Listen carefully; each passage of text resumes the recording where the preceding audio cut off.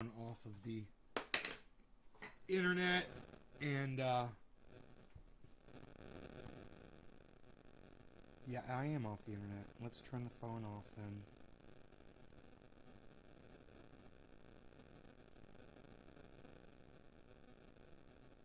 Okay, Debbie, four-name lady, what is up? How are you?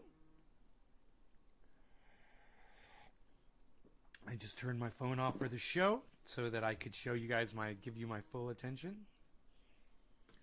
Now it is charging. We will set it over there. I've brushed my beard. Tabitha, hello Tabitha. Hey Jackie, how are you? Jackie from Twitter. What? You guys can see me on Twitter. You guys can see me on Twitter. Yay. Dominic, Nick, Nikki, I'm hanging in. How are you? Debbie, I'm good. Nick Brown, hey. Got some really good coffee, man.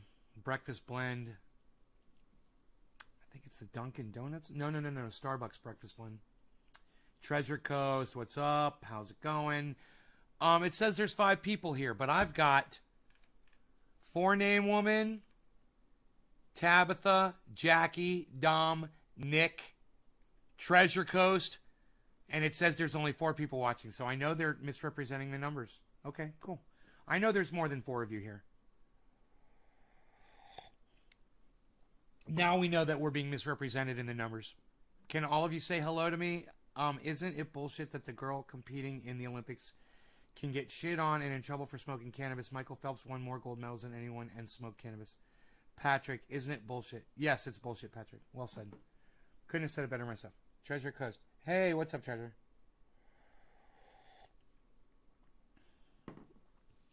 You know, I'd speak on that, but I really don't give a fuck about it. And you know why? Because everyone talking about it is calling it marijuana. And I'm like, yeah, that's what you get.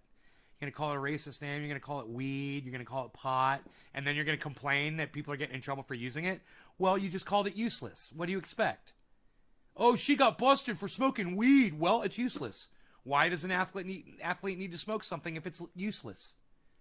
Oh, well, it's got uses. Well, then why are you saying that it's useless? I'm not saying it's useless. Well, you're calling it weed. Yeah, because that's what it is. No, it isn't. Because the definition of weed is a useless plant. So every time you call cannabis weed, you're calling cannabis useless. And then you wonder why people don't want to legalize it. Then you wonder why people get in trouble for having it. Then you wonder why the federal government isn't doing anything about it. But you keep calling it marijuana and you keep calling it pot and weed and you give it such disrespect. Well, if you don't even respect it and you use it, what the fuck makes you think that the fucking federal government's gonna fucking respect it? They're not. And neither are all these people, like the people in charge of the Olympics. Oh, you're calling it pot and weed. It sounds like fucking garbage. Pot, weed, dope, reefer. It sounds like fucking crap. You know, marijuana? What's that? It's tobacco. That's poisonous. Why would you call something that's non-poisonous and healthy for you, literally medicine, why would you call it marijuana, which means tobacco, which means a poisonous fucking plant that gives you lung cancer and makes you die? Why would you do that? Mark can only take this for so long. I get that. He can only take it for so long that he's got to leave. Come on, man. Don't let me get to you. Just relax. Enjoy yourself. You're going outside to have a cigarette? It's funny. That had the opposite effect. They say she smoked it to cope, C-O-P-E, cope, with the death of her mother. Yeah, Patrick, we already talked about this, bro. You're like 3 days behind. Where the fuck have you been? You think you're starting a new conversation in here or something? We're not talking about that today.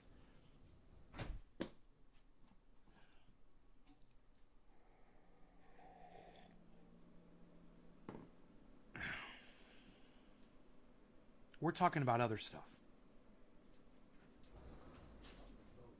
Don't slam the door. Don't slam the door.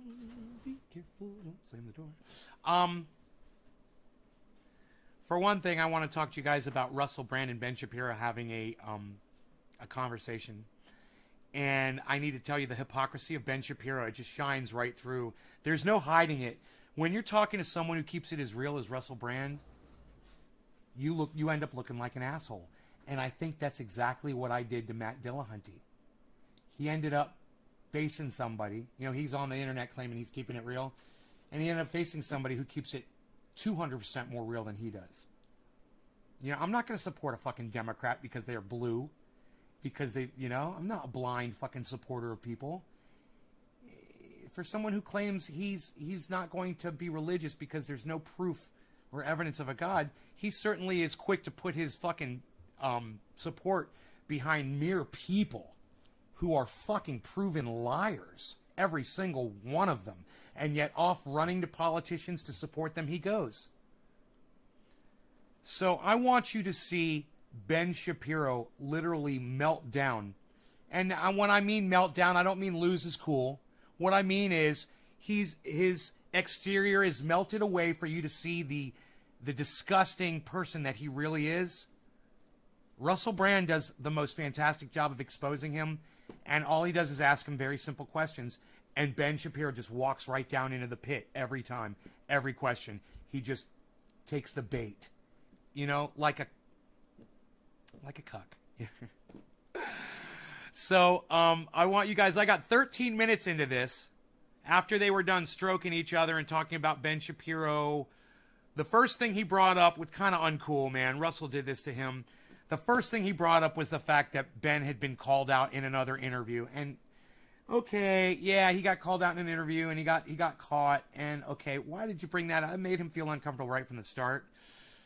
But Ben, I got to give him credit. He is a very resilient person and he withstood that. And, you know, Russell Brand kept it real. He wasn't mean about it. He was just like, well, this happened. And Ben Shapiro was like, yeah, that happened. And I admit I got caught off guard. So that was the beginning of the interview. And then this happened. I've got a 7-year-old, a 5-year-old, and a 1-year-old. And so my 7-year-old and 5-year-old are at the ages where they start to ask really kind of interesting theological questions, right? They're starting to ask things like, what happens after you die? And in really kind of interesting and fun ways. Right? So my 5-year-old son turned to my wife and said the other day, and he said, so after you die, what happens to you? And she said, well, you don't have a body anymore. You're kind of liberated from your body. And he said, what did that mean? Do you fly around? And she said, you don't really fly around. You know, it's not like you have wings or something. He said, okay, so what exactly does that mean? And trying to boil down sort of the idea of trying to boil down all of the lies that you've convinced yourself are true to your actual child, and then you realize that you're a fucking liar as you lie to your child. It's kind of hard to do. That's what he's trying to say right now. Because he's realizing we don't fly around. There is no heaven. There is no God. He's got his little yarmulke kippah on his head right now because he's so sure of his religion. He's so confident in his religion that he literally needs to wear a hat on his head to remind himself that he's a believer. Reunification. And I'm going to eviscerate Ben Shapiro. If you are a Christian and you don't want to hear this shit, I understand. You're not going to like it. It's going to wake you up and it's going to make you realize that you're a fucking liar and that you've been fucking lied to your whole fucking life. So watch and enjoy. Oh, and he's not even a Christian. He's Jewish. Yeah, he's a Hasidic Jew. He's the worst kind of fucking Jew. He's the worst kind of fucking Jew you can be. He loathes all other Jews because they're not good enough. With a higher being to a 5-year-old makes for a really interesting conversation. Trying to explain what makes you is really interesting and forces you to think about it more deeply. And sometimes you don't have all the answers. Bad Blue Draws. Cheers. Let's do a dab, son. This is true in most versions of we're gonna need some for this. When I fail to learn, you get smacked by life.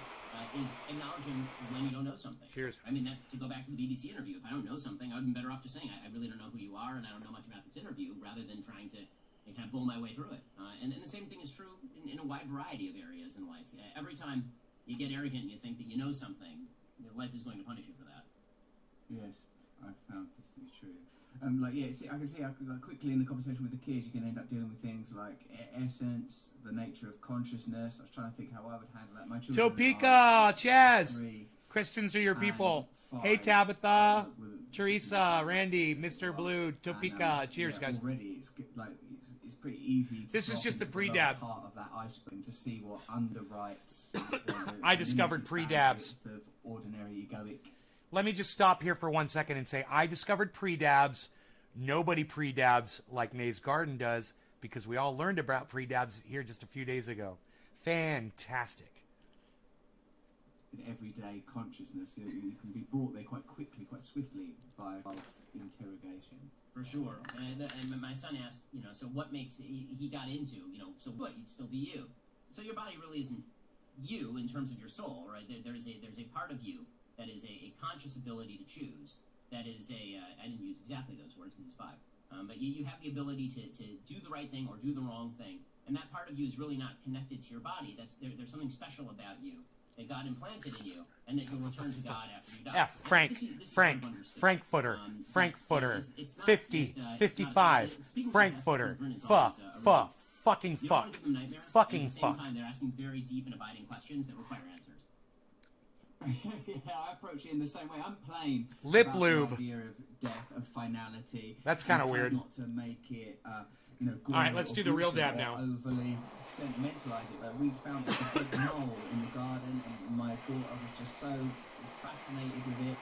We gave it a burial, but she, I'm afraid to admit, exhumed that mole a further 3 times to re-engage with the corpse with the mole less and less cute. I don't want her to be sort of squeamish about life. Hey, don't you find? Thank you for sharing this video. I know, so it goes girl, boy, girl. Tabba dabba doo. Do you find like any? Bad Blue Jaws, female thank you guys for and, sharing, like, hosting. for example, my I son, love it. right? Thank you guys. Like Cheers. sometimes when I say I watch a movie and I see even a kind of a trivial joke about boys saying something like, "Oh, girls, they're rubbish," and I'm watching that with my kids, I feel like furious. Like, how dare you? How dare you say that? I don't want that going into my daughter, right? That's one of the reasons that I want to talk to you. One of the areas where I thought that would be interesting for us to discuss is, do you not sometimes find things that are being talked about by, e.g., trans community, feminist community, that you think have value and worth when it comes to individuals being sort of acknowledged, heard, honoured? So the idea that you should be, acknowledged for your feelings particularly depends on whether I think that the That feelings tasted are perfect. rooted in something good or something bad, right? Your children are constantly doing things that you don't want them to do, and you're constantly telling them not to do them, right? Your job as a parent is to help guide them through the world. In terms of valuable things that feminism has done for girls and women, I'm fully with that. My wife was many times the doctor. When I was growing up, my mom worked and my dad stayed home. My daughter happens to be incredibly bright, and I hope that she picks the career that she wants and is able to do exactly what she wants. And we try to foster that in everything that she does. That anything anything that a boy can do in terms of picking a career, you can do. Although she is fully aware that that typically there are certain things physically that where women are different than men, right? Girls have babies and boys don't have babies, and men pick up heavy objects and are dumb. This is what she knows about boys. So this is which is not a bad thing for her to know. But the idea that women are Gender.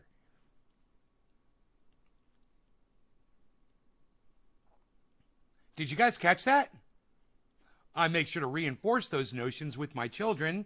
How do you do that, Ben? Okay, boy, good boy. a bit more effeminate, and he's a boy. He's still a boy. Oh, he's not gay? They're about their biology, and note that you are to my son that he is a boy, and to my daughter that she is a girl. And if she wants to be a tomboy and be a girl, that's fine. And if my son, is my daughter that she is a girl, and if she, about their biology, and note that you are to my son that he is a boy, and about their biology, and note that you are to my son that he is a boy, and to my daughter that she is a girl, and about their biology, and note that you are to my son that he is a boy, and to my daughter that she is a girl, is a little bit more effeminate. Can you guys hear it okay? Boy, he's still a boy. No, they're certainly. Can you guys hear him okay? Or are we dropping frames? Note to my son that he is a boy, and note to my daughter that she is a girl. Can I ask you guys, all of you parents out there, because I'm a child. I was a child. I had a mom and a dad. And I got to tell you, my mom and my dad never expressed the point to me that I was a boy. Ever. How many of your parents expressed the fact to you, your gender, when you were little kids? Did your dad take you aside one day and say, okay, now you're a boy. You're a boy, you know. Did your mom take you aside one day and say, okay, you know, you're throwing the football out there with the boys. Now you're a girl. Girls don't play football. Did your parents do that to you? Or did they say, man, that's awesome. Maybe you should join the sports team at school? Did they encourage you if you were a girl? And if you're a boy, did they encourage you to go take ballet lessons because you were interested in that? Or become an opera singer because you were interested in that? Or encourage you to go to hairdressing school because you were interested in cutting hair and being a beautician? Because you knew how to make people look fabulous. And you knew you'd be great at it. So you decided to go to college. Did your parents... Can I get some responses from you guys, please? Either that or get me some more people here, guys. If you guys aren't going to talk to me... Bab Bab Blue Jaws says no. Thank you, Bab Bab Blue Jaws. Hippie chick, not you? You had encouragement? Oh, good. You guys are talking to me. I was about to say, if you guys don't want to have the conversation, maybe more people will. Maybe you guys should share it around and get some more people here that will actually... I think this is a very interesting conversation. I'm telling you. No, I'm telling you. You tell me, okay? I'm telling you. All right? Teresa says no. Okay, Teresa, thank you. My parents never expressed to me that I was a boy. But Ben Shapiro, his form of parenting is to note to his son that you are a boy and to note to his daughter that you are a girl. Let that simmer inside your brain for a little bit at the amount of insecurity possessed by this guy. He's so insecure that he has to remind his children of their gender. He's so insecure in his religion that he has to wear a fucking hat on his head to prove to the world how religious he is. You talk about an insecure motherfucker.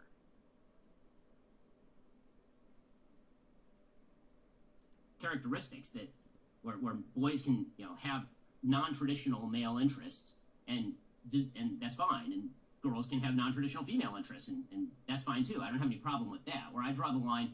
Where I draw the line. Dad draws the line. It's not your... You don't own people, bro. You know, they're their own person. That might be a little child to you. It might be a little kid. It might be your sweet little baby. But that's a separate person, man. They get to determine their gender. Not you, you motherfucker. Can you believe he just said that? 2029. Let's go back to 2026. Is where people start to suggest there are no fundamental differences. That's fine too. I don't have any problem with that. Where I draw the line... That's fine too. I don't have any problem with that. Where I draw the line... That's fine too. I don't have any problem with that. Where I draw the line... That's fine too. I don't have any problem with that. Where I draw the line... You don't get to draw the line with your parents, with your child's gender. You get to draw the line on a lot of things with your children. You really do. But you don't get to fucking tell them what their gender is. You fucking monster!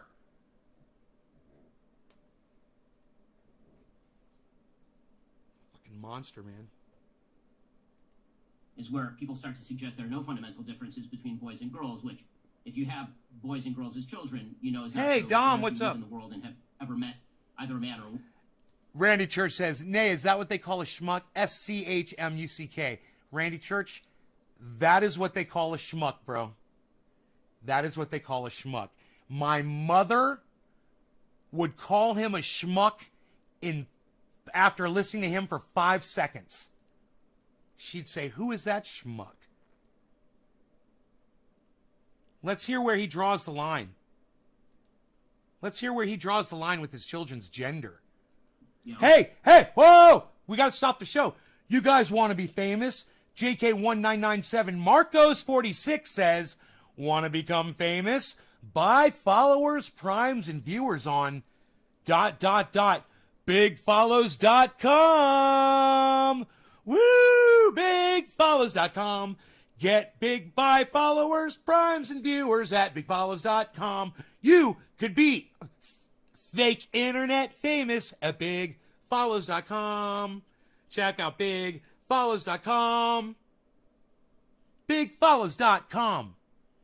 This show is sponsored by BigFollows.com. Is a little bit more effeminate, and he's a boy. He's still a boy. No, there's certainly characteristics that Where I draw the boys line, can, have here it comes. non-traditional male interests, and that's fine. And Here it is. Girls can have non-traditional female interests, and that's fine too. I don't have any problem with that. Where I draw the line is where people start to suggest there are no fundamental differences between boys and girls, which, if you have boys and girls as children, you know is not true, or if you live in the world and have ever met either a man or a woman, seem fundamentally untrue. That's fine too. I don't have any problem with that. Where I draw the line is where people start to suggest there are no fundamental differences between boys and girls, which, that's fine too. I don't have any problem with that. Where I draw the line is where people start to suggest there are no fundamental differences between boys and girls. Hey, man, nobody's saying that, Ben. Nobody's saying that, okay? So get the fuck over it. What I'm telling you is that you have to allow your children to be who they want to be, no matter what. And it's not your job to guide their gender or their sexuality. Don't do that. Don't ever fuck with your child's sexuality. Okay, that's for your child to explore on their own without you! You fucking freak! You're a little boy, okay? You're a boy. You know, don't go around, giving little blowjobs to other little boys. You know, what the fuck?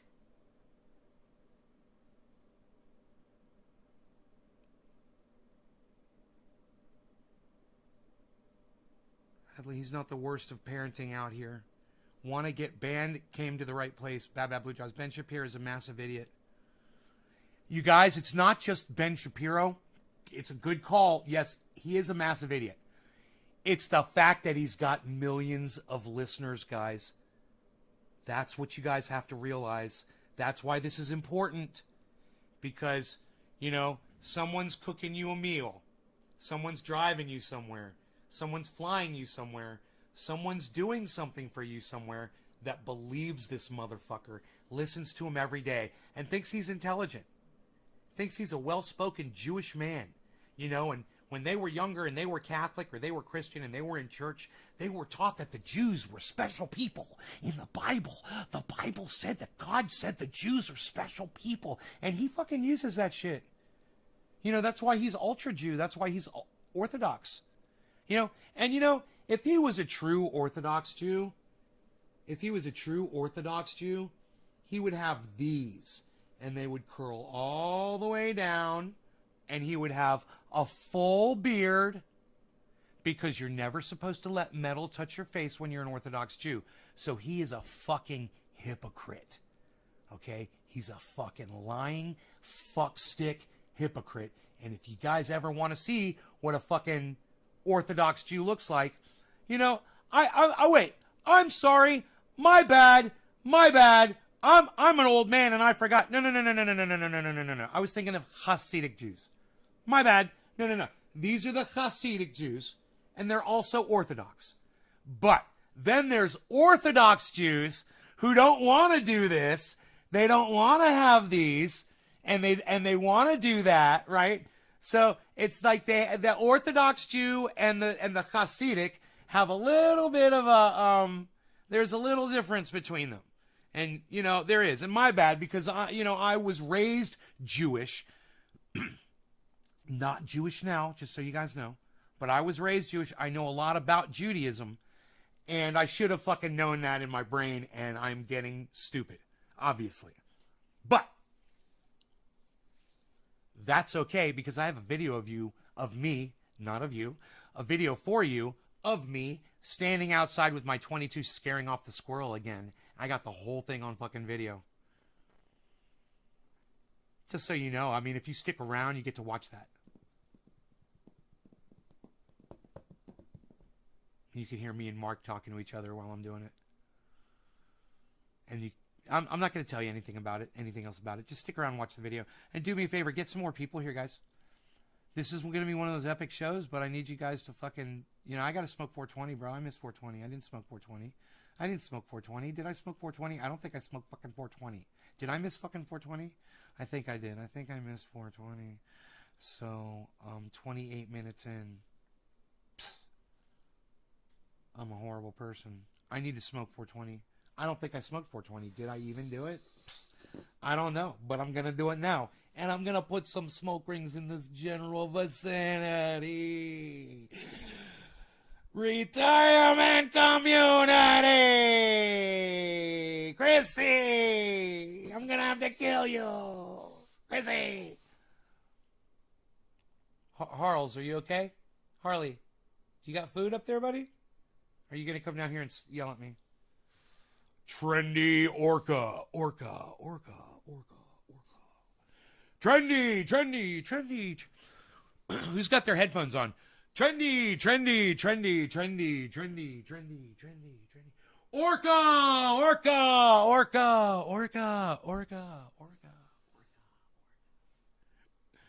How is that for the people with the headphones? Cheers, guys. Who does stereo tricks for you on the podcast? Nobody. This guy does. Nobody else does stereo tricks for you. Right? I'm the only one on the internet that does that shit. I'm the only one on the internet that does stereo tricks for you on the podcast. Literally, I'm the only one. Write it down. One of the only things that you will only see on a Nays Garden podcast. Stereo tricks with the mics by Nay. I say we put some smoke rings in this general vicinity. Let's do this. We're going to listen to this guy. Let's listen to him and smoke a little bit. Cheers, everybody. Hey, you know what you guys could do? You guys could take a little video of this right now, and you could tweet this at Ben Shapiro on Twitter. And you could also, when you do that, you could at all 5, that's right, all 5 of my Twitter accounts now. There's 5. So get with that program, please.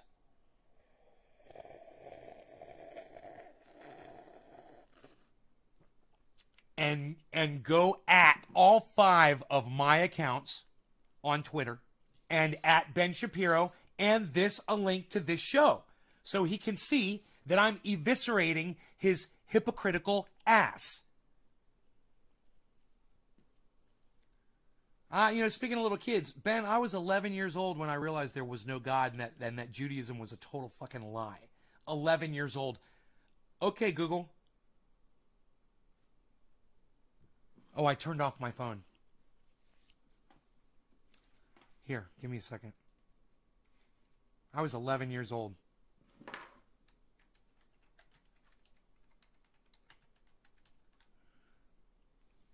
He's 37 years old and he still hasn't figured that shit out yet.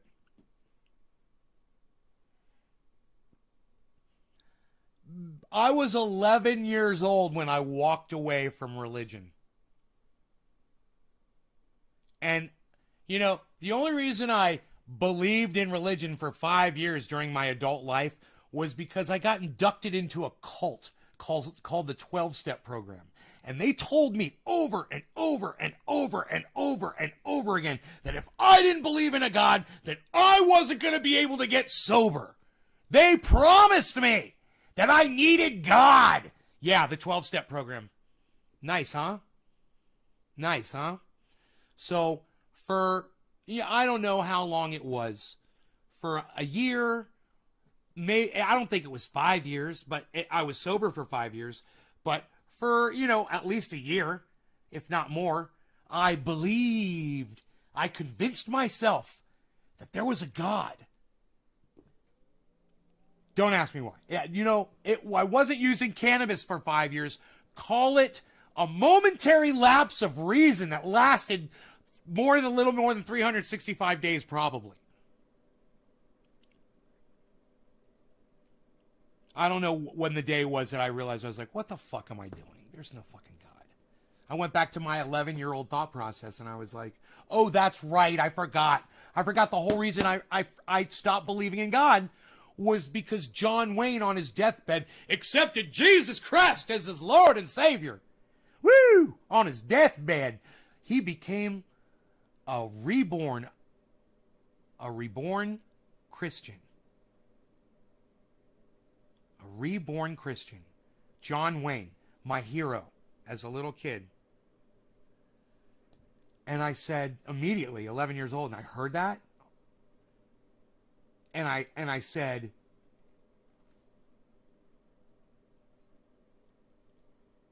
what does that mean exactly? And my parents said, it means that if for his whole life he didn't believe that Jesus Christ existed, then if his dying words were that he accepts Jesus Christ as his Lord and Savior, then he's automatically absolved of all of his sins and he gets to go to heaven. My parents explained it to me, and I said, no, he doesn't. I said, he's been a horrible person. You know, I knew he was my hero. He was a bad guy. He wasn't a nice person. He wasn't, he was a womanizer. He was an alcoholic. He smoked cigarettes. He treated his body like shit. He ate a lot of red meat. He would have his fucking colon pumped out. He would get colonics and shit. It's disgusting. And when I heard this, I was like, why doesn't he just eat better? Well, because he wanted to live gluttonous. He wanted to live a gluttonous life. And, hey, man, some people do. I lived a gluttonous life for a very long time. And, you know, I kind of like worked out my way through it, man, you know, but some people aren't as lucky as me. You know, they can't just walk away from it or just kind of, you know, duck down and kind of get through it like I did. I was pushing my limits, man, and I could have snapped at any point and started making full gallons of iced tea in the refrigerator. I could have started eating 6 Oreo cookies after every meal and putting fucking chocolate frosting on them with whipped cream. Put all of your butter. Ice cream. Ben & Jerry's with a thing of almond chocolate milk. I could have done that 3 times a day and just said, fuck it. You know? I got close. I was sometimes I was doing it 2 times a day without the chocolate fudge and everything else, though. Ice cream, chocolate chip cookies, whipped cream, chocolate milk, all together.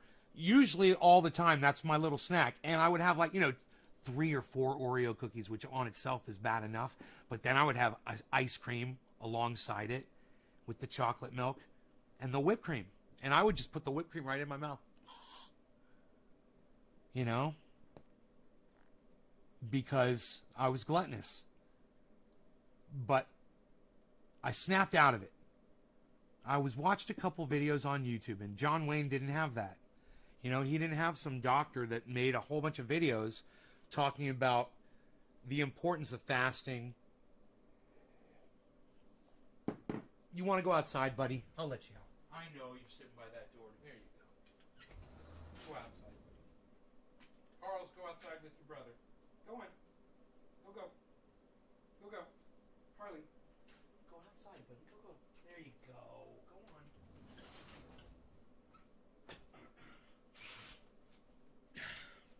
I made a tri-tip for lunch today. Mark, I gave Mark a nice slice. You know, I brought it out, so he was outside just resting, and I gave him a nice piece of tri-tip. I just had some garlic bread. Lots of garlic. You guys, triple up on your garlic from now on, okay, everybody? Powdered garlic is fine. The less processed, it's chopped garlic is fine. Raw garlic is fine. Slightly heated, cooked garlic is fine. The one thing that's not as active as everything else is the garlic oil. But straight up garlic, man, you guys start going crazy on it, okay? And I'm going to tell you why. For the same reason that you put molasses in your water when you're watering your plants. Because the molasses goes into the soil, and what's it do? It feeds the mycorrhizae, right? Mycorrhizae love molasses. So they eat that, and they multiply, and they produce their bioactivity that soil and roots, oh my God, right? In your stomach, when you eat a lot of garlic, the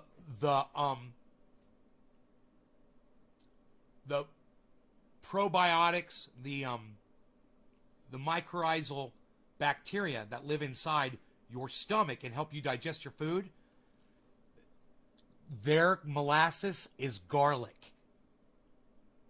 And now you guys, who in here did not know that about garlic? And who in here knew that garlic was a superfood? Anybody? You know, one of my ex-girlfriends back years ago used to like a lot of garlic. And, man, she didn't wear it well. Let me tell you, I literally made comments to her sometimes. It would get really bad.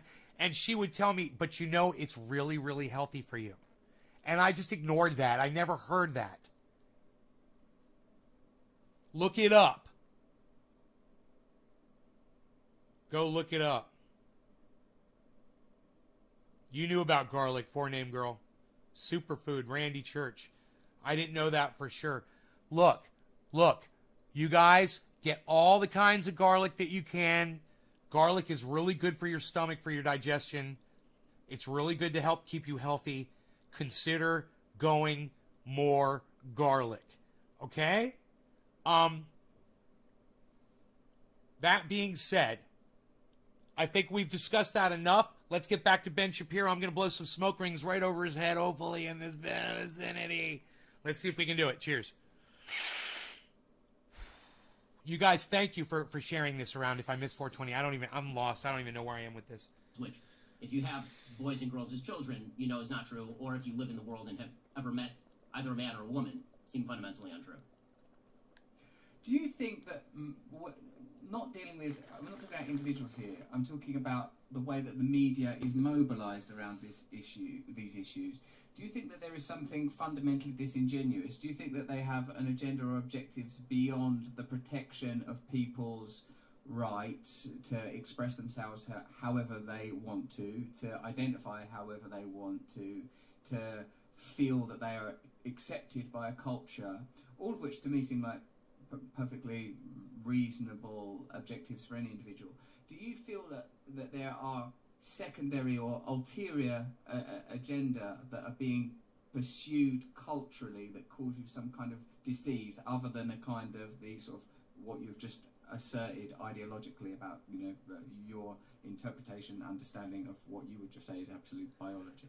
So, I mean, there are a few things. So, one is, there's a great book called The Rise and Triumph of the Modern Self by Carl Trueman that I think is well worth reading on this particular subject. Let's speed this There's up. been a redefinition. It really doesn't start with transgenderism or even the modern era. A redefinition of what it means to be an individual and where you get your individuality. What makes you you, right? What is your identity about? For most, I gotta say this.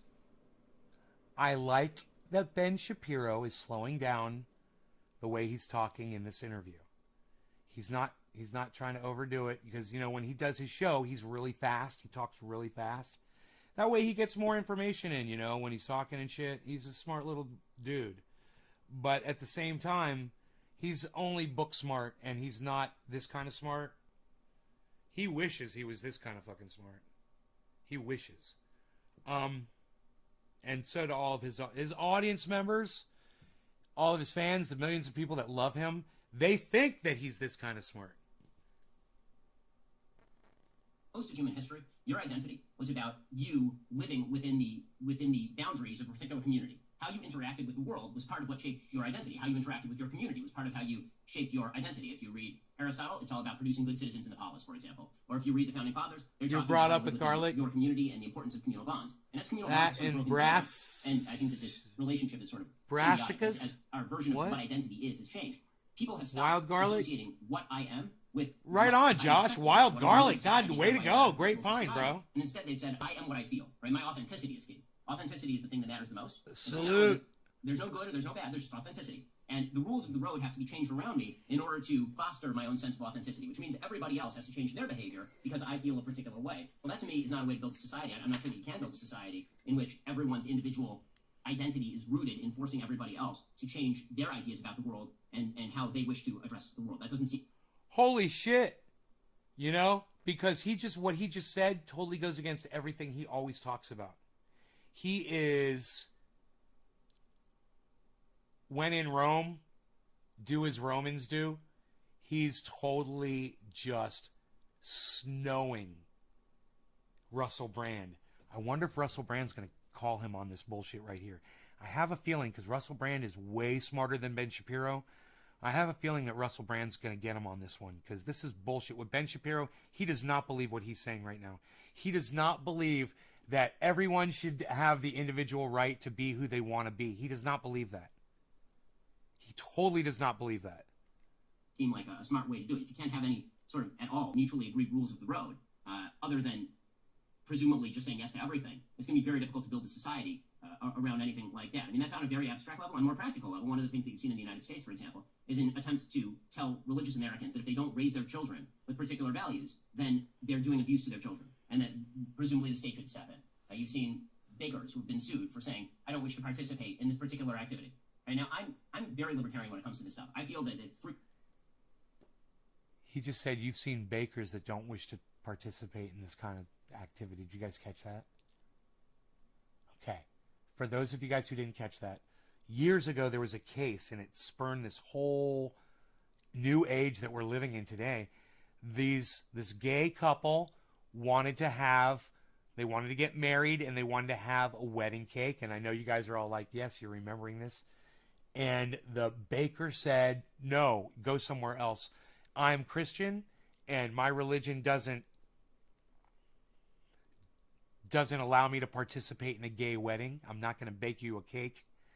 And instead of just going to another bakery, which is what I'm glad they didn't do, because what this did was this put everybody, it pulled everybody out of the shadows. And even though it was hush hush, whatever, you know, people treat other people like shit when you're different than them.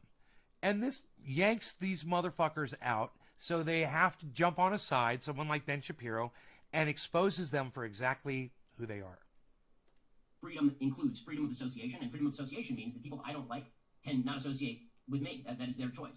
And I'm fully libertarian on this, to the point where if somebody wants to not have Jews in their business, I think they're a bad person. But I think that they should be free to do that because, frankly... Oh, really? Ben Shapiro thinks it's okay wow, did you guys hear that? It's okay if you don't want to have Jews in your business, then you shouldn't, you should have a sign up on your door that says, we don't serve Jews. Nice. Ben Shapiro, huh? Whoa. Wow. What a fucking anti-Semite. What a self-loathing Jew. You guys want to hear him say that again? Can you even believe he just said that? I don't want any overarching authority telling people who they must and can't associate with it. They're doing abuse to their children, and that presumably the state should step in. Now, you've seen bakers who've been sued for saying, I don't wish to participate in this particular activity.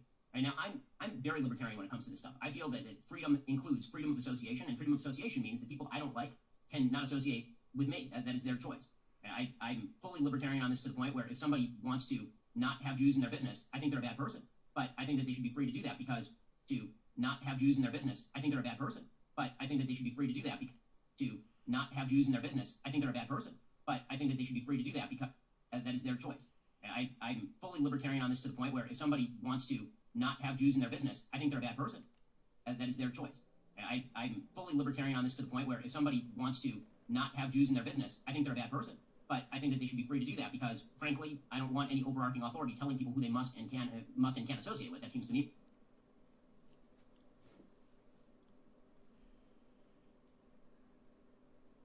Ben Shapiro says that he thinks it should be that if people don't want Jews in their business, they should be able to put a sign up on the window that says no Jews allowed. Like the old golf clubs. So why not blacks, Ben?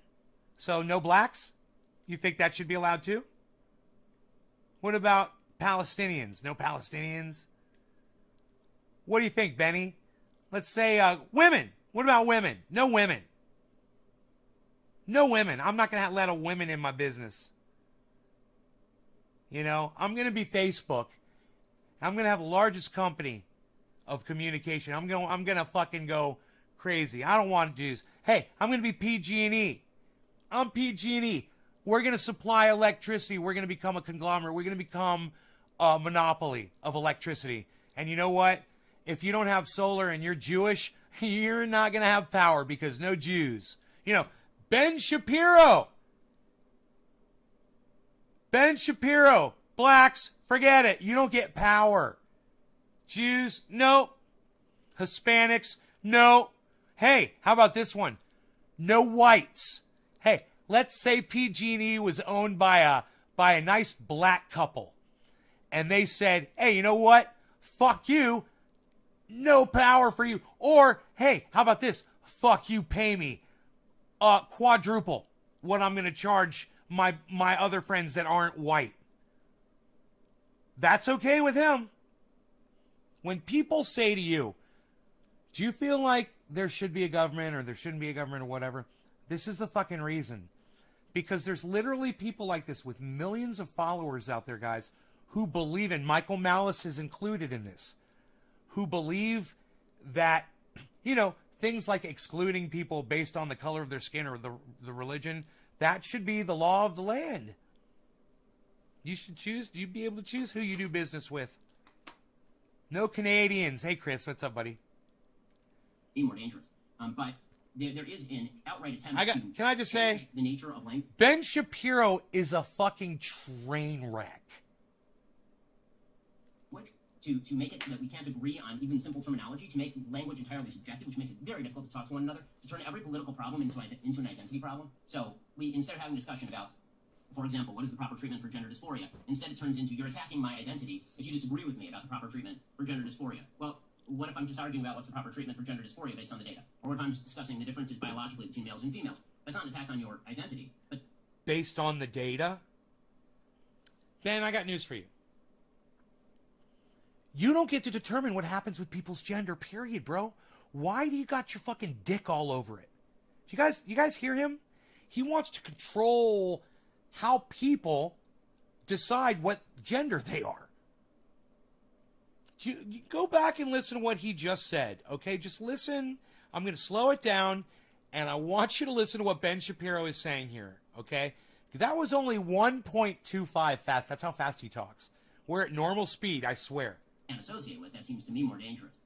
But there is an outright attempt to change the nature of language, to make it so that we can't agree on even simple terminology, to make language entirely subjective, which makes it very difficult to talk to one another, to turn every political problem into an identity problem. So we, instead of having a discussion about, for example, what is the proper treatment for gender dysphoria, instead it turns into, you're attacking my identity if you disagree with me about the proper treatment for gender dysphoria. Well, what if I'm just arguing about what's the proper treatment for gender dysphoria based on the data? Or what if I'm just discussing the differences biologically? Why does there have to be treatment for gender dysphoria, Ben? I just can't get past that part.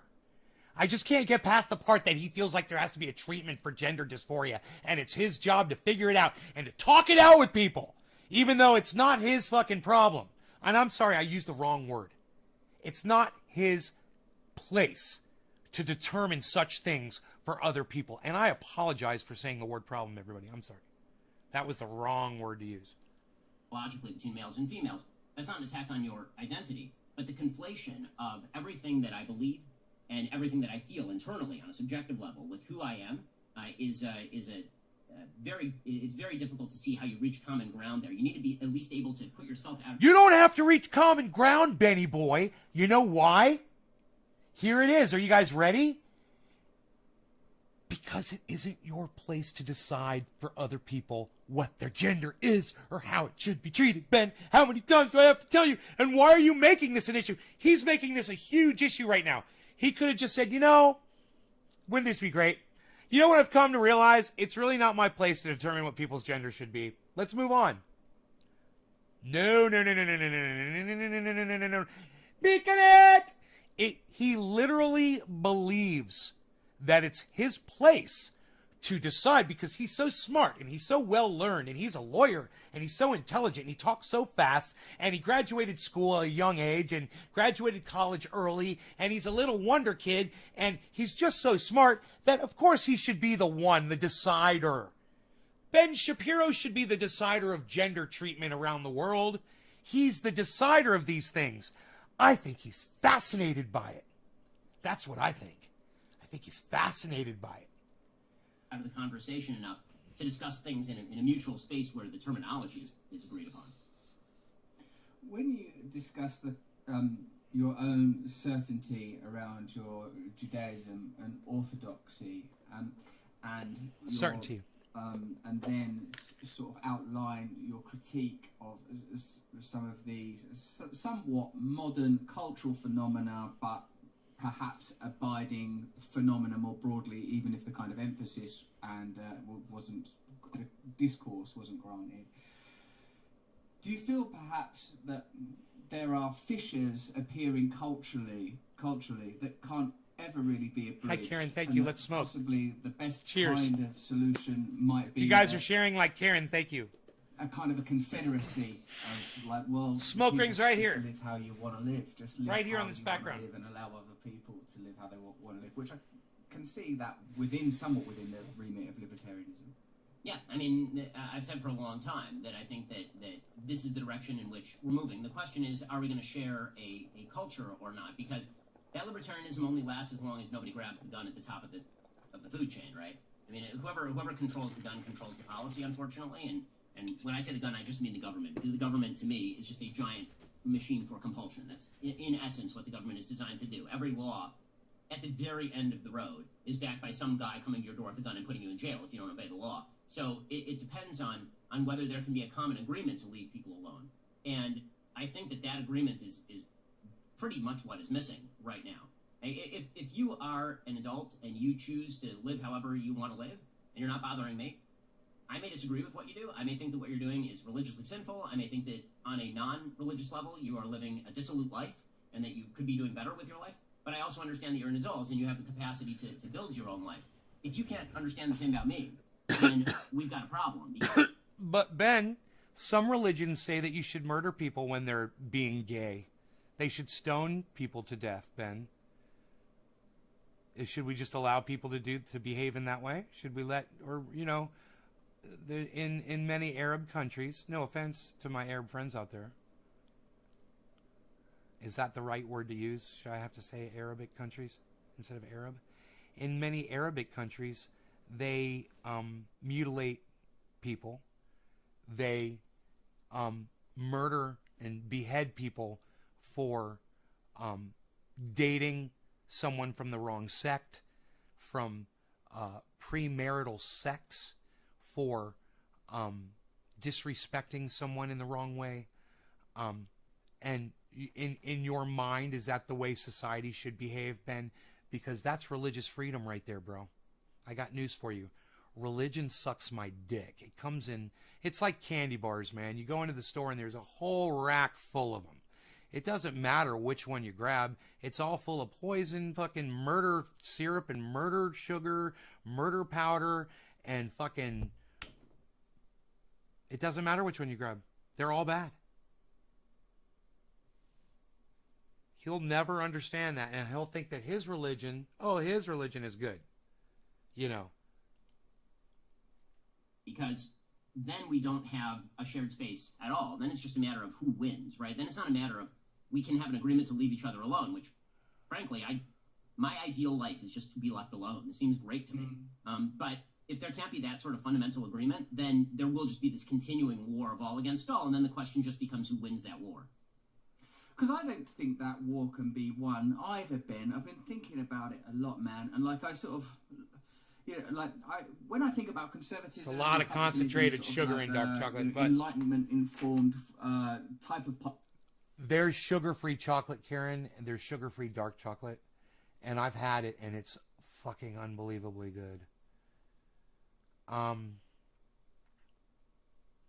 can't remember the name of the company, but I will tell you this. You could just Google it and you'll be able to find it. You're not consuming fruits?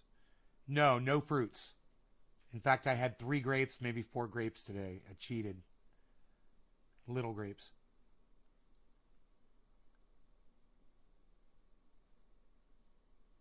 That's the connection. Anyway, let's move on. Politics that led to the foundation of your country.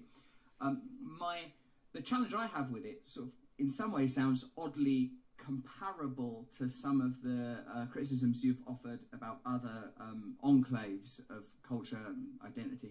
Is that for me it seems that conservatism becomes too easily alloyed with concentration of power. It facilitates and expedites the progress of powerful interests and institutions. It leads to inaccessible and fortified power centres, for me, more in the financial and corporate world rather than the sort of world of So what he said, people who believe like Republicans do are very corporate. Sorry about that. If you guys are suffering from, I hope I didn't cause any seizures out there. People who think kind of like Republicans are geared towards corporations. But so is the left. Exxon owns all. Exxon owns everybody. They engineered it that way.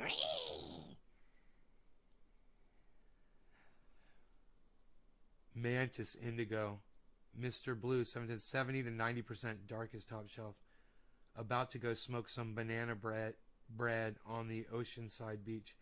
Using the ERB waist strokes for ego as a healing thing. No.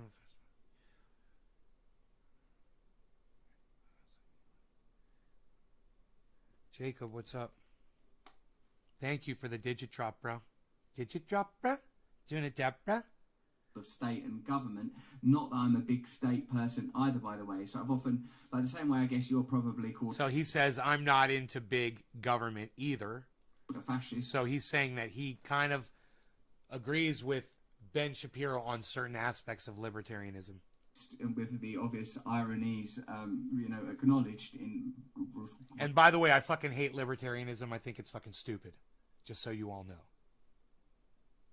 Referring to you with that loaded word, that I'm kind of sometimes called a communist. And I think, well, I don't believe that there should be centralised state power at all. That's something I really strongly disavow. If anything, I'm trying to find some fusion between anarchism in a literal sense, i.e. some sort of small collectives that are democratically run, and libertarianism, where the rights of the individual are honoured. And it seems to me that both of those ideas would require, who knows how we get to this utopia, Ben, but even in race... Dude, he just retains things that he reads, but he's very bad at interpreting data. He is what you call a professional confirmation biaser. It is all he does. Is he has a bias, and he finds and he cherry picks the facts that confirm his bias, and then he throws those facts at you in an attempt to try to convince you of his bullshit. He is a master of confirmation bias, man. That's all he is. And yeah, that makes him an asshole. And yeah, he's smart in that he can retain knowledge, but he uses that power for all the wrong reasons. He's still under the God delusion, bro. He thinks there's a God. He's wearing a fucking yarmulke on his head. And he thinks that little piece of cloth somehow, shows the God that's floating up in the sky respect. That the little piece of cloth on his head. He doesn't do this with his hair, and he doesn't ever he doesn't let his full beard grow out, which he's not supposed to ever raise or anything on his face, because the Bible says that. But, he's an Orthodox, he's not a Hasidic. He only believes what he wants to believe, so he can tell people, so he can wag his finger at people and be the biggest hypocrite that I've ever freaking seen.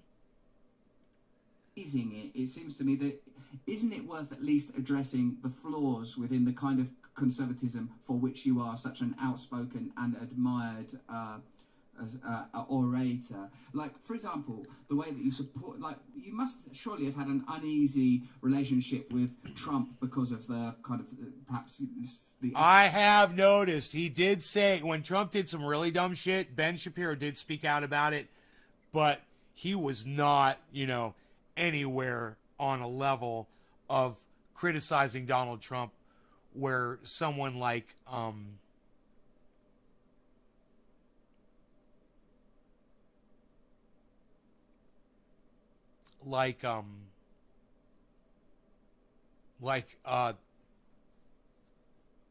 Keith Olbermann is, or Rachel Maddow even. ethical and moral concerns around Trump, but because he was like the Republican guy. You know, and I find him like a fascinating figure, and I felt like a lot of the critiques and attacks on Trump were revealing about the real conservatism being within the neoliberal domain now. That neoliberalism abandoned its commitment to working class people of any colour in favour of cultural. Josh, I got to tell you, man, there has to be some kind of governing agency, and you just got to call it a government, bro. Unless you just want to let people die, Josh. You want to let people die, Josh? You think it's bullshit? You want to just let people die, Josh? I mean, we've created a world where people can't fend for themselves, like you say. You know, we've been taught that we can't function or survive, right? We've created that. What about the people who are born dysfunctional in any way, that can't feed themselves, clothe themselves, house themselves? The reason we have organized government, because we have hearts and we want to take care of those people. How are we supposed to do that, man? How do we do that, Josh, without government? How do you propose we do it? How does Ben Shapiro propose we do it? Politics that, which I've had explained to me, has no real impact on true power centres, creates division and conflict on both sides, and enables the powerful to continue to pursue their interests. I suppose amidst this storm of language, Ben, it would be massively complex. But if it was all a localized government and not a federal fuck-up, it would be better. Well, the problem with that is cost when you go local. I mean, I see the benefit of that. But how small is local? Are you talking about an entire city?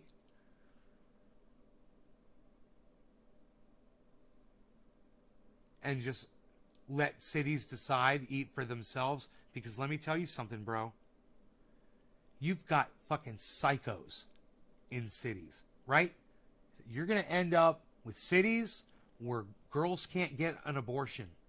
So they go out in an alleyway with a coat hanger and give one to themselves. Is that the kind of world you want to live in, Josh? You want to let cities decide and not have a central government that, you know, common sense and cooler heads prevail and majority rules over all cities? All right, cool. So we're good. All right, let's keep going. What I'm saying is, what kind of doubts and concerns do you have about conservatism and republicanism? Listen, I'm a realist, bro. I'm one of these guys. Look, I understand living off grid. Trust me. But I also understand the need to take care of folks. And I also understand that, you know, right now, people don't realize how good we got it, man. When you can't take care of yourself and you can go to a government office and you can prove and show, look, I'm unable to do this and this is why. It's documented. Here's the note from my doctor. Here's the documentation. What do I have to fill out? And they give you a form and you have to fill it out. You got to give them your social security card, maybe your birth certificate and your driver's license, you know? Or maybe you don't have a driver's license because you can't freaking drive. Maybe you're a blind person. Right? And you fill out all the information, or they help you fill it out.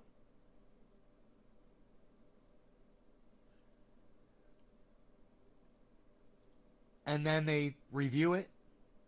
And it might take some time. And lo and behold, you start getting a check in the mail. And that check allows you to put food on your table, to pay for your housing, to pay for your clothes, to raise your children, depending on how many children you have. We've got it really good, man. Why take that away from people? I'm sorry to stop this conversation and say that. But why take that away from people? We're not that cold, are we, man? You know, what if it was you? And I know how I would feel if it were me. You know? If I was on government assistance and that's how I was surviving, I wouldn't want someone like Ben Shapiro telling millions of people that that's stupid and that I'm weak and that I should just be left on the curbside to die. I'm a human being, man. I've got a contribution to make. This proves it. Why let my life go to fucking waste? You know? Everybody has something to contribute. I've learned that, man. I'm trying to be nicer. I'm trying to let more people into the show and let more people into my life. Let more people contribute. And I have faith, and I think there's light at the end of the tunnel. Because God damn it, hey man, if we don't start changing and we don't start helping each other and we don't start taking each other seriously here pretty soon, you guys saw the temperatures over the last few weeks. You've seen the deaths. You know?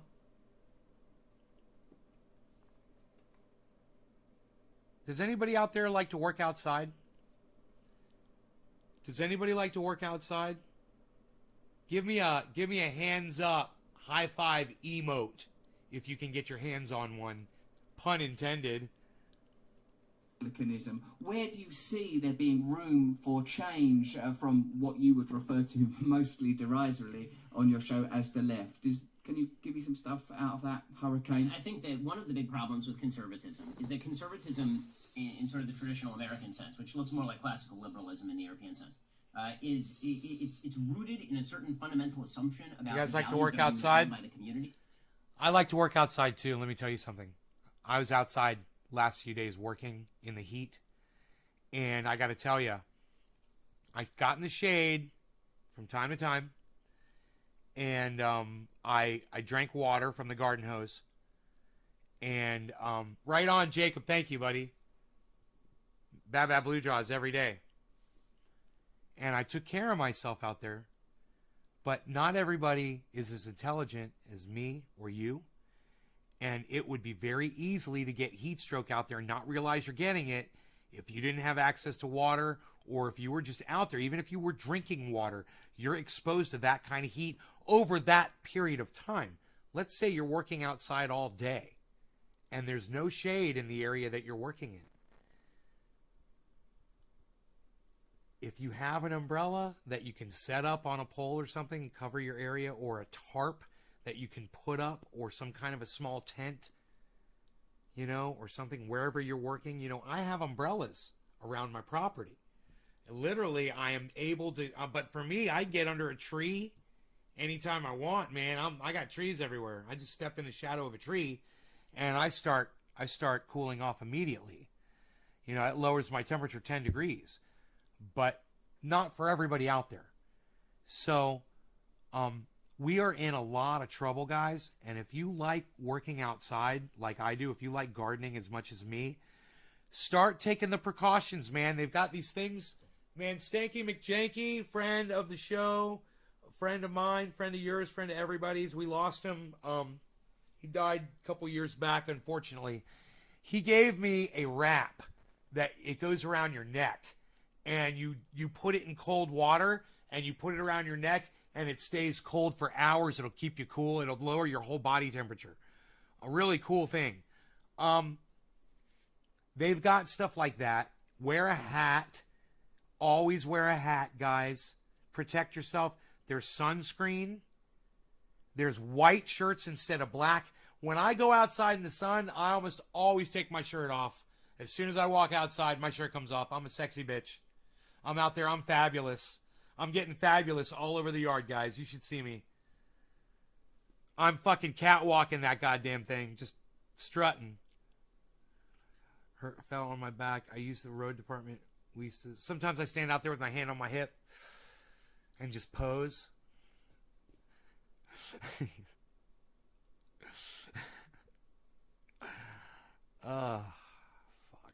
Drink water and a wet towel around my neck and eat banana. Yeah, Jackie 3. Thank you guys for everybody that is sharing this video. I'm going to be smoking this bong rip for you. Let's put some smoke rings in this general vicinity and listen to some more Ben Shapiro. And listen, you know what? I don't listen to Ben Shapiro too much anymore. I mean, I get him. You know, I've listened to him a lot. I put some hours in. Millions of people listen to him. If you know anybody who agrees with the kind of garbage that he spews, and it's pure filth. Like I said, it's all just confirmation bias, cherry-picked points. That's all it is. Except for when he's talking about guns.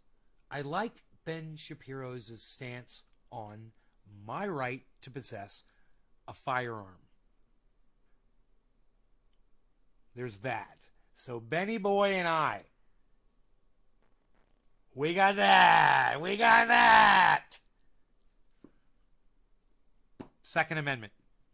First Amendment, I think him and I are the same on First Amendment rights as well. You know, that's what he does. He speaks for a living. So I think him and I are in the same place with First and Second Amendment rights. What's his stance on cannabis?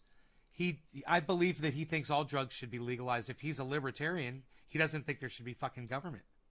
And if those values fall away, then the institutions themselves are not going to That's be... pro-drugs, baby! Right? This is something that all of them noted very early on. He said that the Constitution of the United States... Let the cards fall where they may. People, if the people became no longer... Happy 710, everybody, they would cheers. move right through the boundaries of the Constitution like a whale would through a net.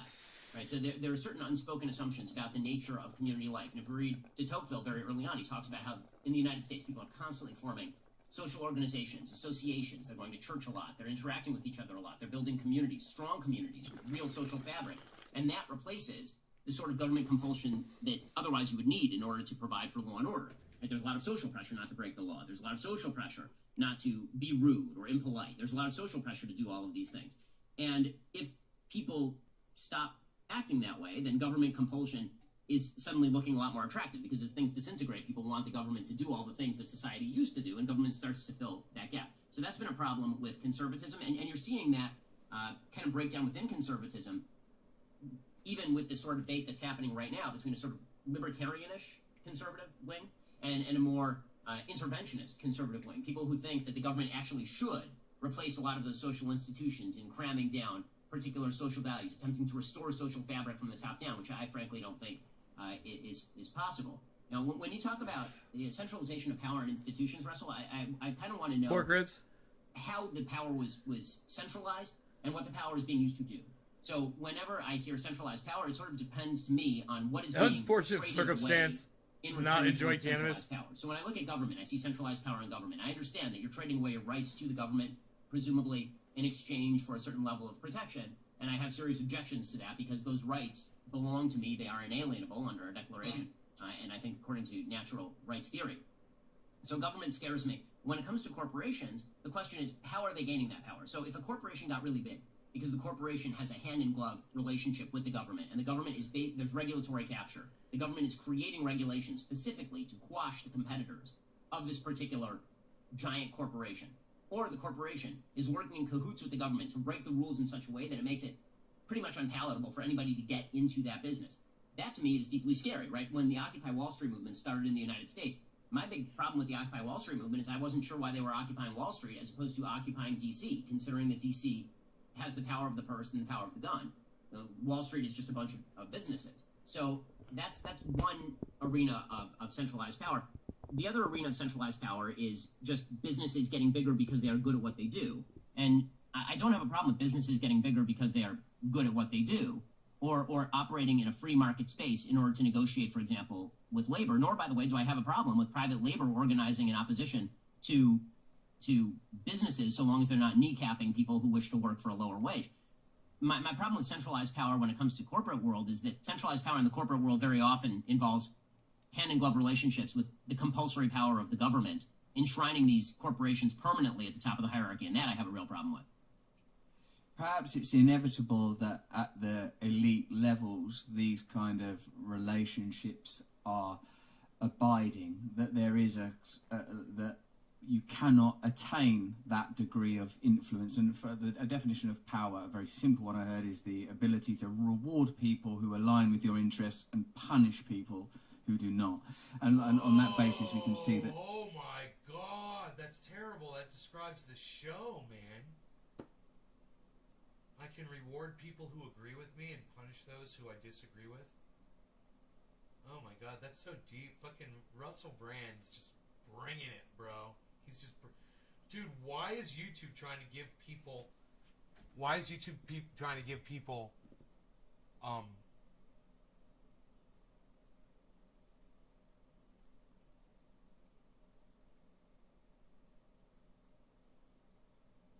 do they call that? Seizures?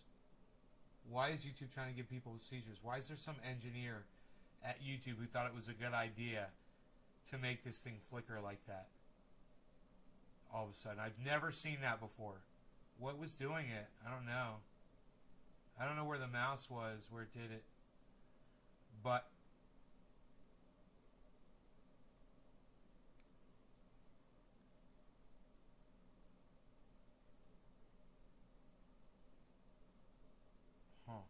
oh,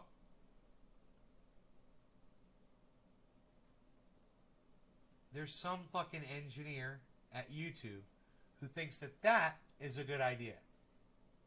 Someone should write that down. Engineer at YouTube thinks that causing seizures with flickering lights, that's a great idea. Engineer. Hey man, let me tell you something. YouTube never used to do that before. I've never seen that shit before. Yeah. Somebody re-engineered some shit. I wonder who talks quicker.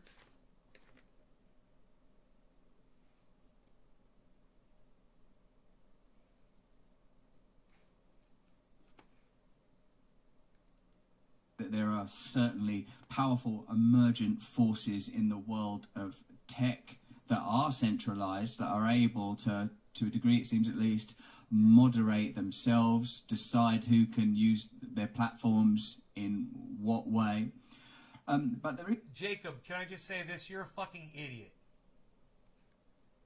One of the sort of real fundamental and, so rudimentary, it's almost childlike queries that I have about the way that you conduct your channel, and is that when you refer to the left as kind of Marxist and extreme leftist, I feel like, well, they don't seem like they're on the left at all, as I've understood the left, i.e. the left about redistribution of resources, the empowerment of ordinary people, in the case obviously of your country, ordinary Americans of all colours and creeds, having the ability to have power in their own lives, free from cultural or political or economic imposition.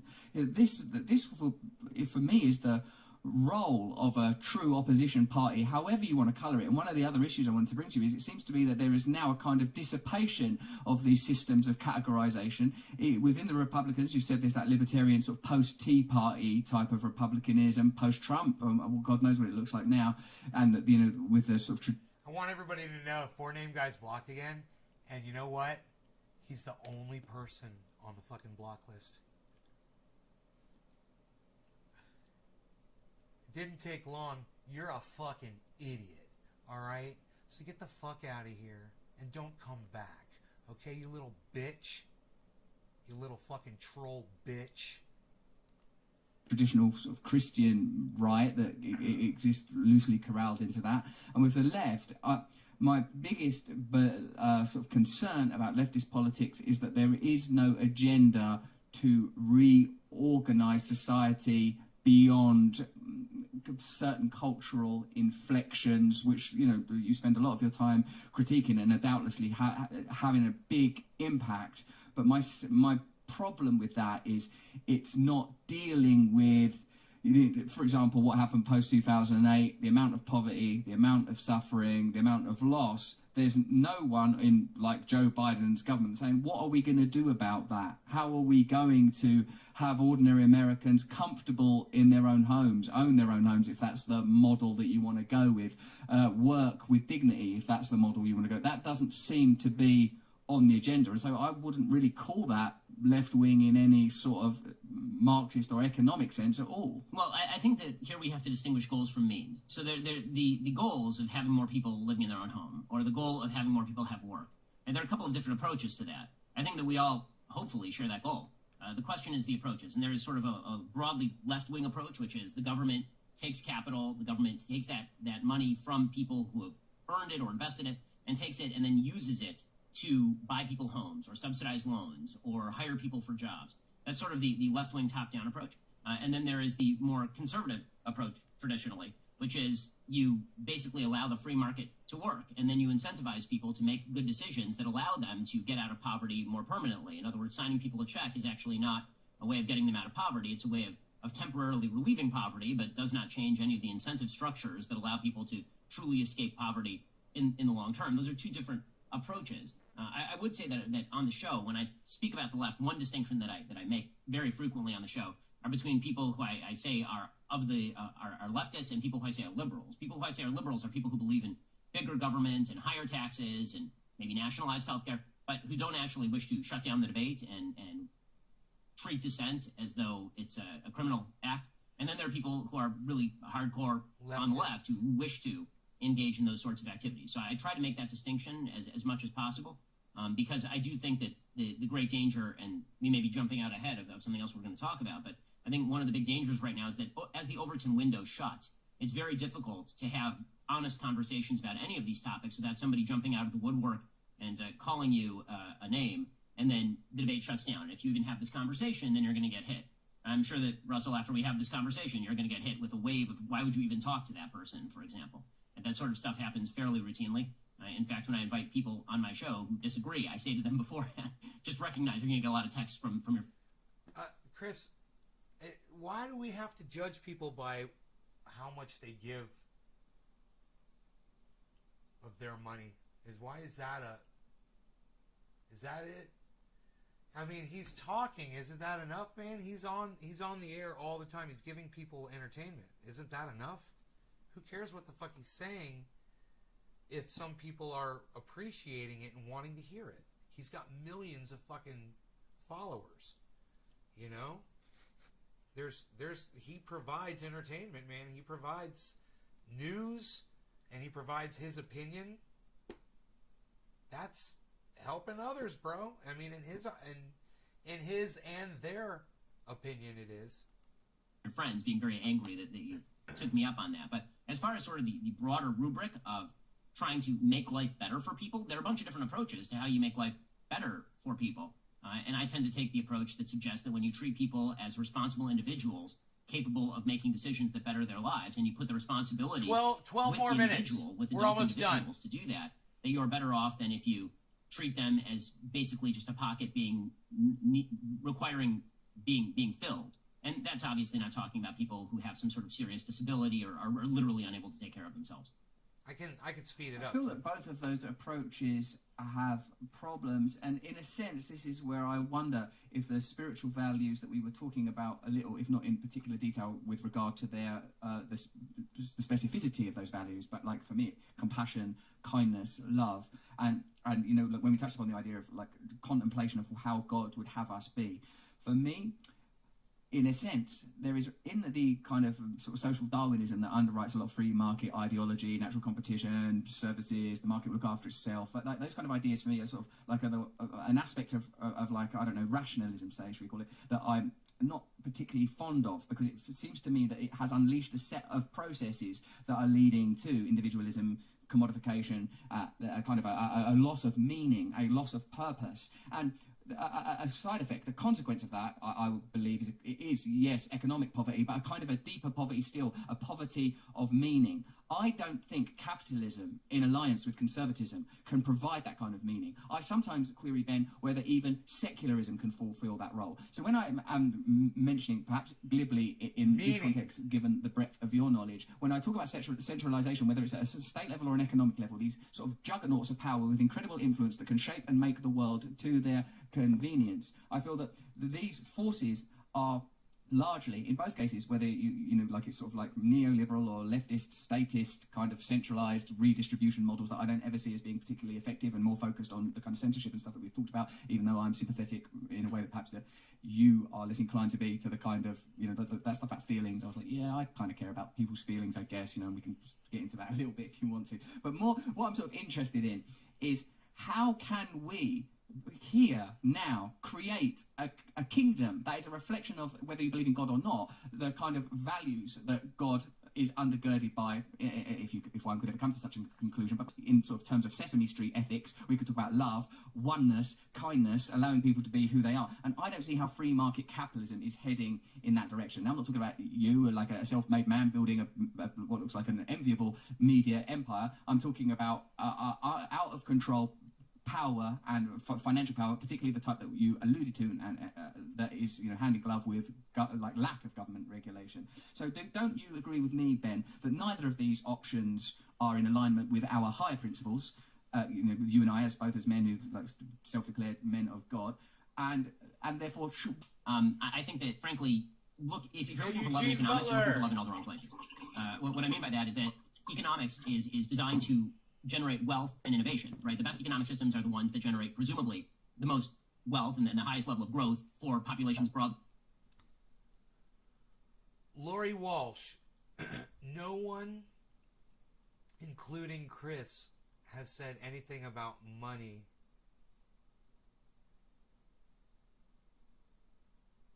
Right, well, he said he wonder what he's done to help others. He's got 2 kids, man. I'm sure he gives a lot to his kids, right? Believe he was pointing out his lack of altruism. Anything about Ben? I have years of my life helping others. Actually, we're not talking about you, Chris. No, we know you help people, Chris. You work in retirement community with the elderly. We know. We know about you. You do a lot for a lot of people. You pick up fucking garbage in the woods, bro, where very few people go, or where people just go to dump garbage, and shoot off millions, literally millions of shotgun shells out there, and you go up there and pick it all up. So I know you are you are a saint of a human, bro. This isn't about you for sure. My life helping others. Okay, free. Yeah, free. And thousands and thousands of hours of picking up garbage too. Right. I didn't get that far, right? Are you going to eventually cut caffeine out of the diet? No, I like the caffeine. What's wrong with a little coffee in my life? I can't have this. You're going to take everything away from me. What are you going to tell me about caffeine, man? I got to go decaf. Decafafe. Distributed, and certainly capitalism has done the job there. If you look at the global GDP or the GDP of any individual nation since 1800, it has risen exponentially with the increase of free trade and private property rights and free markets. And before then, the level of subsistence was extraordinarily high. The living at subsistence level, life expectancy was extraordinarily low in Europe. It was still below the age of 40 was the average life expectancy in the year 1800. Now everybody who's growing up in the West can expect to live 80 years in a level of wealth, even at the poverty line, that would be unimaginable to people who are middle class or even upper class in, say, 1900, right? We have devices available at our fingertips, even if you're very poor in Western societies. That would boggle the mind if somebody living in 1900, like the richest guy in 1900 maybe had a couple of telephones. The guy now has more computing power in the palm of his hand being on welfare than NASA had putting a man on the moon, right? That's the power of economics and the power of capitalism. But if you're looking for meaning in economics, I think that you're right to say that you can't find deeper meaning in economics. I will say that I think that if you read Adam Smith, and I don't mean just The Wealth of Nations, which a lot of people have referred to. I mean the theory of moral sentiments. He fully acknowledges that there has to be a moral underpinning to a recognition of individual human striving and individual human ability. So take it from this perspective. I know that this is, by the way, there's a very rich debate, obviously, as you know, inside the religious community. If you read the writings of Francis right now versus the writings of Benedict, they're very different on economics, obviously, or certainly versus John Paul II. So, my view of this is that when in Genesis God says that human beings are created in his image, and that when God suggests that we have the individual power to choose, as he suggests to Cain at the very beginning of Genesis, this is foisting responsibility on individuals. And you have power over your own life. You have power over your own labor. Now, if there's somebody who's oppressing you, that's a different story, right? If there's somebody who's literally oppressing you, then... Sounds like Ben Shapiro's on some caffeine himself right now. Well, then, Josh G, I will look into the caffeine then for you, because I have no problem switching to decaf. I don't need... Trendy Nay don't need caffeine. Everybody knows that. I'm full throttle whenever I need to go, bro. I am on tap at any moment. I don't need the caffeine. So I could switch. It's just been, my purchases have been that. I've been buying that just because my ex wanted caffeinated coffee. So that's what I started buying, And it is the job of government and others to step in and stop that person from oppressing you. But the idea that it is the government's job to provide some sort of utopian vision on Earth, or that forced redistribution is the way to do that, seems to me to really be a moral problem that infringes fundamentally on your ability to choose, infringes on your creative abilities. And so the argument for free markets for me, capitalism is a term that frankly was coined by Marx to a certain extent. But the free market idea, which is really that you own your own labor and that you are able to alienate that labor, you're able to sell it, you are able to work with it and then use the products of that labor to buy other things. That comes down to fundamental human dignity in a way Right on, as well. Well, and thank so you. I mean, my ideal is that everybody is able to own their own labor and alienate that. Hey, Josh G, as far as I'm concerned, you're looking out for my best interest, brother, which is all I'm trying to do for y'all. So thank you. I'm going to look into it for sure. Cheers, guys. Love y'all, man. Cheers. No law regarding cannabis. Cannabisism, business for all. Smoke rings out here. Let's try it. Labor as they see fit, and that they find meaning in the social connections that they make with others and in the way that they bring up their family. But I don't think that you can solve a spiritual problem with an economic answer, is I think what I would say here. And the reason I say that is because we are richer than any time in human history, and yet, as you are pointing out, a lot of people feel empty, a lot of people feel lack of meaning in their lives, a lot of people feel alienated from the culture. It would be very difficult to take a person from 2021, plunk them down in 1850, and say, are you better off materially in 1850 than you are in 2021? No one would take that trade. But forget about all of the other, various social issues ranging from race to sex in 1850. You're just talking about just the pure material lifestyle. I think that it's important to recognize what economics can do and what economics can't. And when we think that economics can fill hearts as opposed to filling pockets, I think that we start to make a rather large-scale mistake. If it is inhibited in the ways that you have outlined in its capacity to provide meaning, it ought, in my view, be relegated to a less potent social role rather than occupying, as it does at the moment, the pinnacle, i.e. even the metrics, Ben, that you espouse, GDP, for example, are determined in accordance with the ideals of this particular, not really science, but this set of ideals and rules and principles.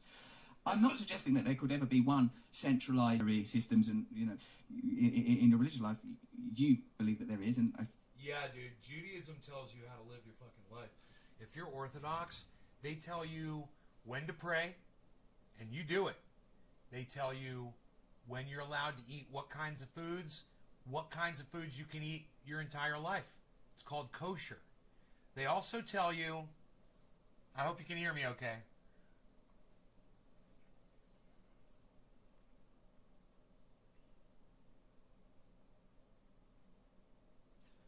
When you're allowed to use electricity. Now, how the fuck Judaism from God included electricity 2,000 years ago? That's the way Ben Shapiro thinks. He literally thinks that electricity is included in his religious commands that were given to him to Moses on Mount Sinai in the Ten Commandments. He literally thinks that God is instructing him to not drive a car. Cars didn't exist, but that's doing work, son. According to Ben Shapiro. Feel like, I suppose, in another way I do, but where perhaps we see things distinctly is I feel that there is a kind of an obligation. For 24 hours, from Friday night to Saturday night. I believe it's from 7 p.m. I don't know what the time is. That's the Sabbath, from Friday night to Saturday night. He can't use an electronic device. He can't tweet. He can't go on a computer. He can't watch TV. Every Friday night to Saturday night. He allows his religion to instruct him what he can and can't do. Because, God says, you can't do TV that time. I decided. No work, son. And watching TV, you're working your eyes. You got to open your eyes. You're thinking. You're doing stuff. I don't want you doing stuff. I want you doing absolutely nothing. Do you know that Israel was literally attacked on the Sabbath? Yeah, man. When their enemies attack them, they attack them on the Sabbath. It's like, if you're going to attack Israel, that's when you got to do it. To promote these values to the forefront of our lives, to the point where these sort of I hope you guys can hear me okay. terms like compassion and kindness are prized above economic growth and GDP, and like the fact that these sort of regulatory measures are the sort of the dominant means for evaluating our culture, I think that give us a set of biases that I think might be very, very difficult to overthrow. And I feel that by having like the false markers of scientific, technological and economic growth as the determinants for progress, we fall into a trap that neglects great vast territories of unimagined endeavour that could alter the human experience. I feel that what I have, Ben, is a kind of deep optimism that we can create different worlds, and part of that might be finding ways to curtail the potency of some of the Goliaths of the tech, economic, and even older energy-based sort of behemoths of economics. Also, though, I acknowledge the many areas where we have to look at and recognise that no one wants to revisit the failings of 20th century like communism, fascism, all of those dead late industrialist ideas shouldn't be revived, can't be revived. But I feel that there is something within us, and I feel that it lies currently in the domain of religion, and it needs to be released from there and allowed to become a dominant cultural force, not an oppressive one, but that I think is so fun about this is that we're kind of going deeper and deeper under the waterline, and I think that's great, because I think that one of the things that you just said there is something where we do sort of disagree about the fundamental nature of optimism with regard to human capacities. Well, I hope you enjoyed that part of my conversation with Ben Shapiro. There is another hour available on... No, thank you. That was plenty, man. That was great. I think Russell Brand does a fantastic job of exposing Ben Shapiro for the moron that he is in that interview. And Russell Brand comes out smelling like a rose while he does it. Just amazing. He is a master of the interview, Russell Brand. He is such a great interviewer. I am so impressed with what he does.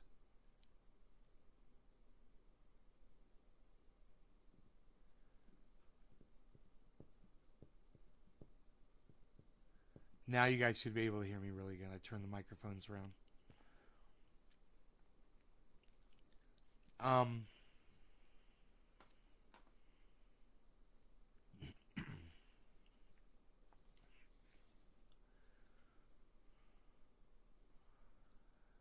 No, now, Karen, that's the kind of thing I would want you to mention on the show. No, let me see. Oh my God. Let me see that. Am I tagged in it?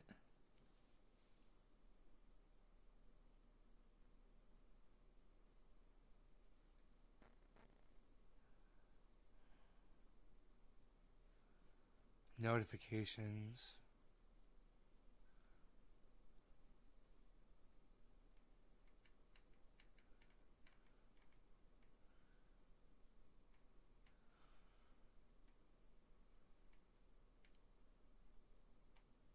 I don't know where it is, Karen. Did you tweet it at me? Yeah, fucking retweet it on all 5 of my fucking accounts so I can see it. You know the drill. I don't know which account of yours you're on. If it doesn't show up in my mentions, I'm not going to see it. You know, Matt Dillahunty has me blocked. So if you don't include me, I'm not going to see it.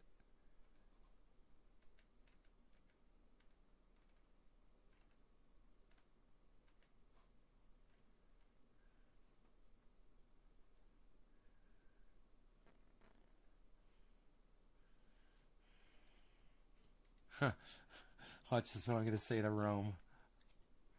I look at you weird because you a sexy bitch, son. I spelled weird wrong.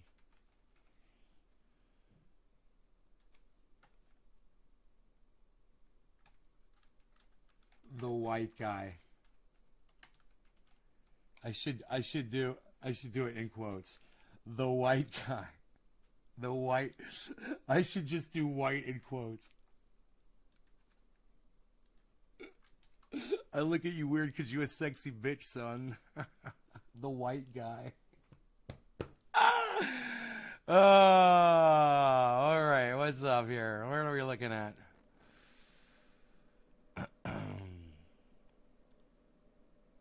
What are we looking at here, Garen? Let me see.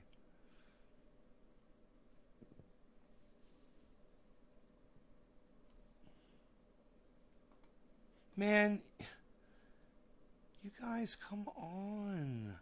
Retweet my stuff, guys. I got a bunch of accounts. Go in there and have some fun. Go press some buttons.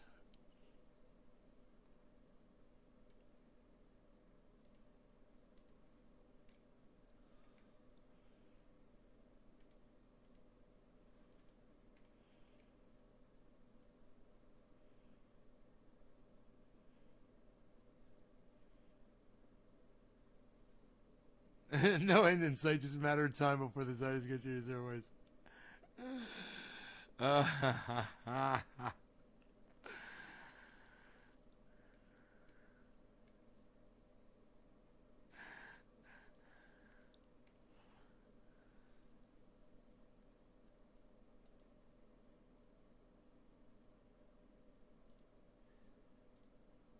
not getting a notification on this channel, but I'll switch over.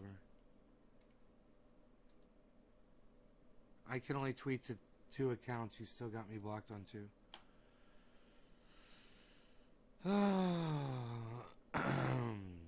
Alright, let me see.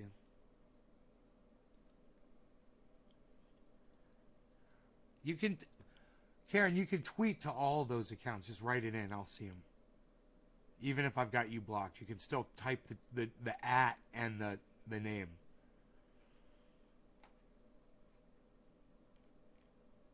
But I gotta tell you, I'm switching around and I'm looking and I'm not seeing anything yet.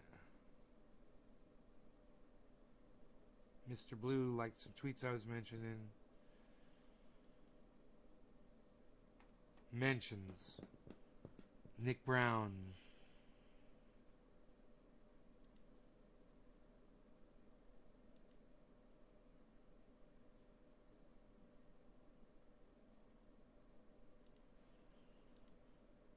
I'm retweeting tweets that have all of my handles in it, all of my channels.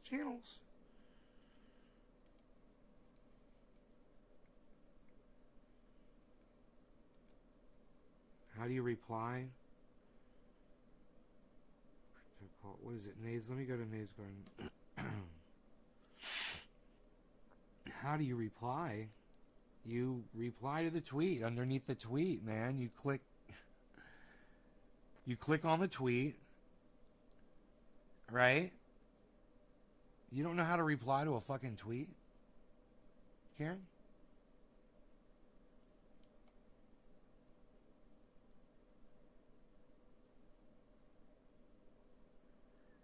I'm a horrible tweeter. Well, I'm having issues here trying to find anything that Karen is talking about.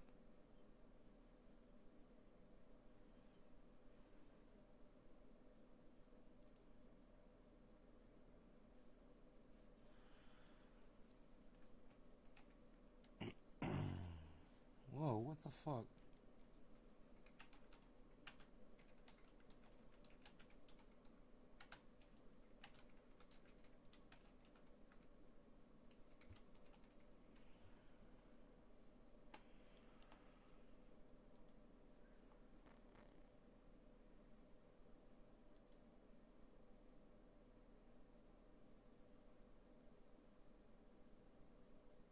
You reply, Karen.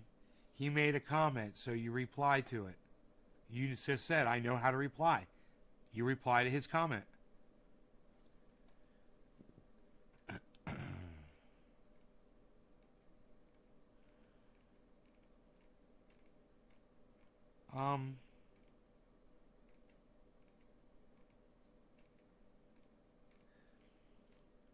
Hey, Karen.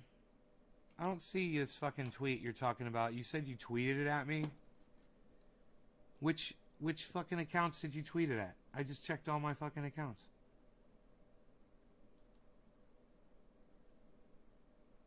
me check the Crypto Culture 421. I think that's the last one.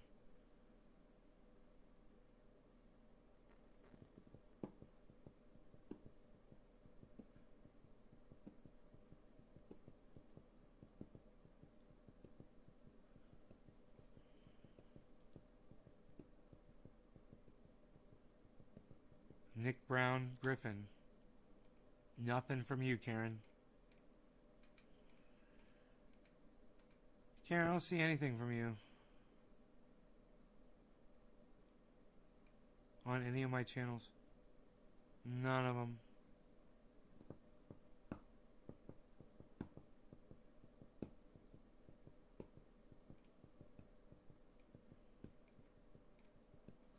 Let me go to the channel that he probably hadn't blocked yet.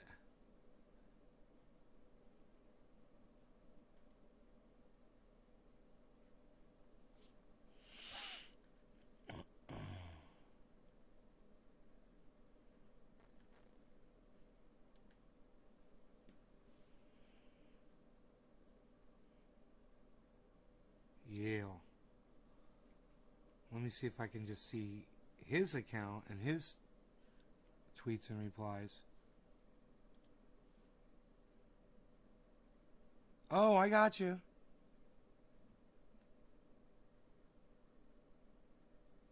I'm not interested in anything from him. Dude, why are you so fucking rude? Thank you, Karen. I found it.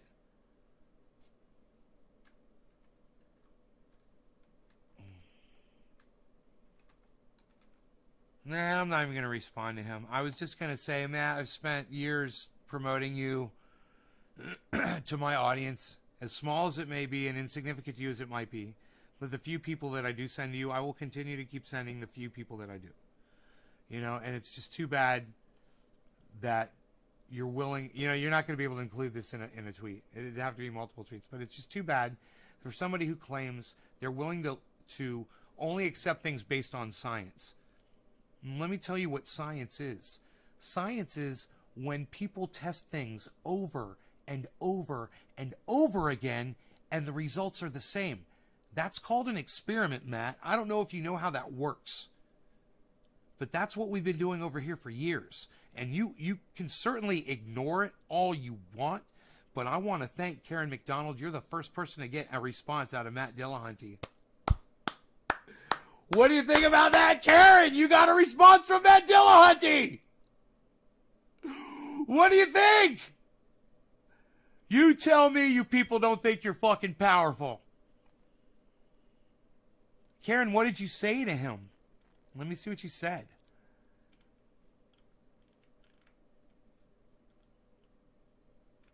I'm watching him. He doesn't even know I can see him from another account. I have to tell you, sir, Nays Triage Oil is the best pain reliever cream out there. So many wonderful uses for this. Just found another use. It's a great flea or any bugs for that matter. We found out about it kills fleas. I was getting eaten. It'll literally kill fleas on your dog. Alive by fleas, but fleas no more. Oh, that's nice, Karen. And once again, I want everybody to see this exchange between Karen and Matt Dillahunty. I'm so proud of her. Karen, look how far you've come. Do you see this? Look at Karen, look at how far you've come. Do you realize Matt Dillahunty, guys, has 88,000 followers on Twitter. He is only following 509 people.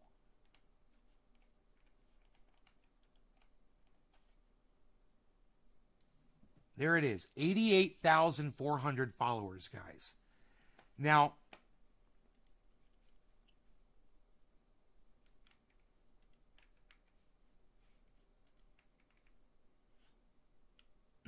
that's not to mention the fact that he's got millions and millions and millions of views on YouTube. And little tiny Karen from our little tiny corner of the internet that he doesn't want to hear from anymore, she got Matt Dillahunty to respond. And all I can say is, I'll read it out loud again. Let me grab some water, and then I'm going to read Karen's tweet out that inspired Matt Dillahunty to respond. It's just freaking amazing. Karen, it's just like...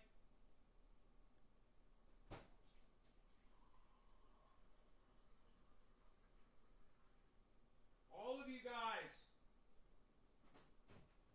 guys should go over to Atheist Experience and the Hangout with Matt Dillahunty, 2 channels.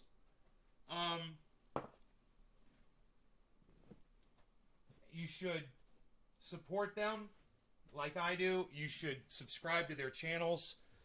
And you should watch them. They're fantastic. They are fantastic. We're just having a disagreement over something that we smoked together. All I'm saying is you can rub it in your skin. That's all I'm saying is you can rub it right into your skin.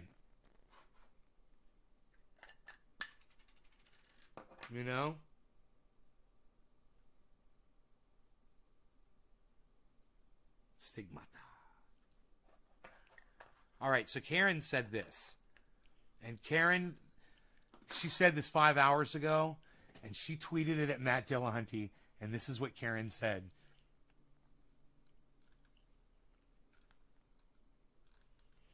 She said, I have to tell you, sir, Nay's Triage Oil is the best pain reliever cream out there. So many wonderful uses for this. Just found another use. It's a great flea or any bugs for that matter. Bite. I was getting eaten alive by fleas, but fleas no more. And even though that was worded a little funny, Matt said back, well, great. He said, and when there's some actual science instead of anecdotes from random people, I might be interested, though I'm not interested in anything from him.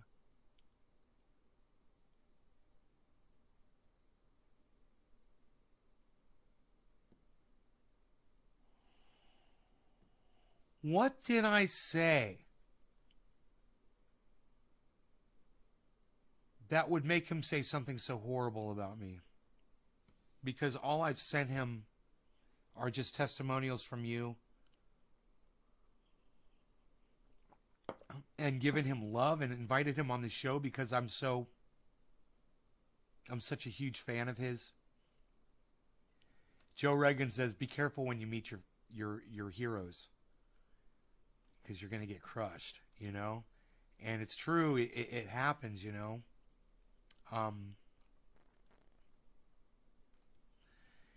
It's too bad. But anyway, Karen, it's Karen MC 324-77312. Okay, at Karen. You can change that, Karen. By the way, you can change that stupid name.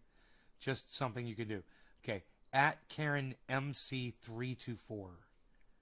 MC 324. Here, I'll copy it. I'll copy it. Copy. And then I'll paste it into another account here. Okay, we're looking at 5 accounts. No, 4 accounts on here now. I got to get my 5th one on here. Okay, so let's go to Nay's Garden first. And I'm going to find Karen really quick and make sure she's not blocked on this channel. Karen, you come a long way. And,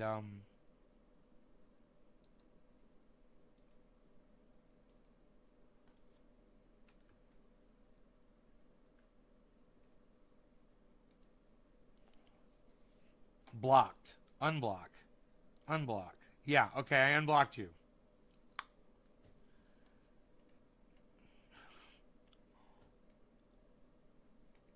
I swear I'm still fucking vacuuming right now, Karen. That is so funny. Said Mrs. Ashley.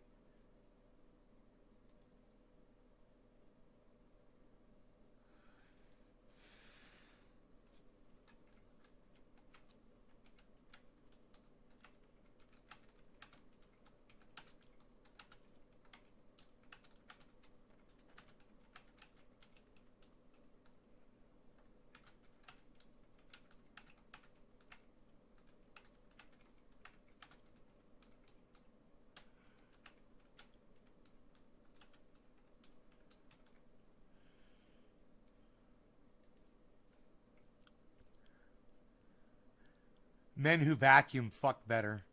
I said, I'm halfway done the living room, but had to pause for a podcast. I have to do it when the dog is outside or he gets scared. I got that from Karen Speed.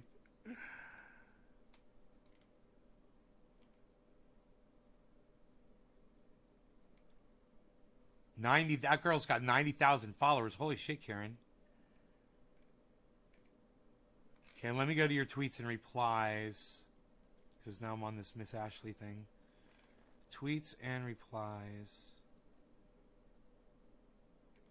This tweet is unavailable. This tweet is unavailable. I think I found it. Okay, I found your main one. I'm going to like it. I'm going to retweet it.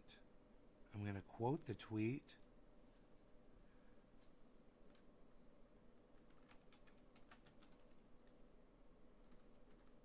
And then I'm going to send it to all of my channels.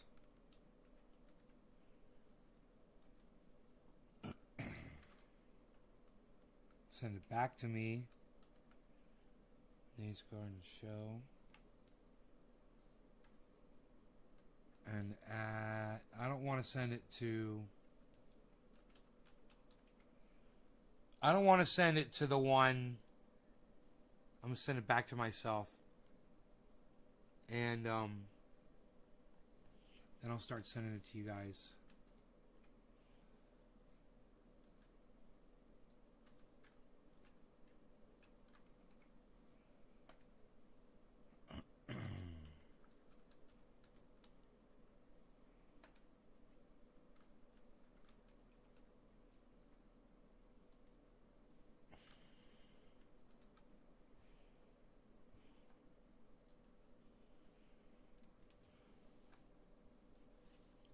That is fucking awesome. So Karen, I just retweeted your tweet at a whole bunch of people at one time. Hey, Chuckles, what's up? Chuckles, Chuckles, Chuckles, Chuckles, Chuckles, Chuckles. Chuckles McGasky, the Grandma Maggie.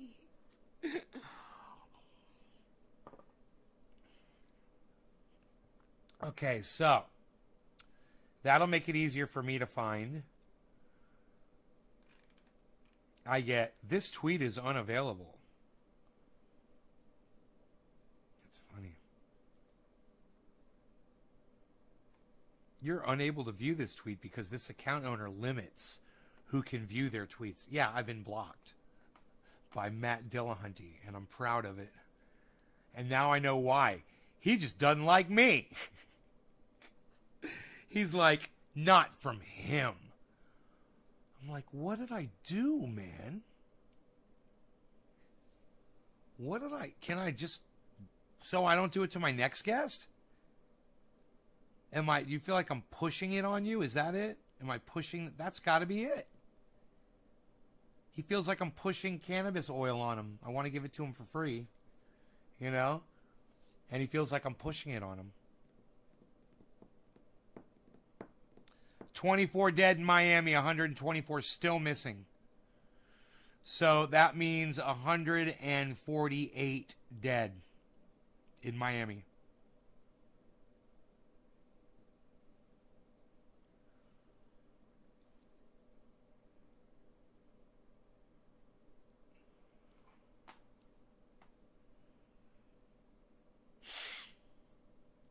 Science, unreal, pal.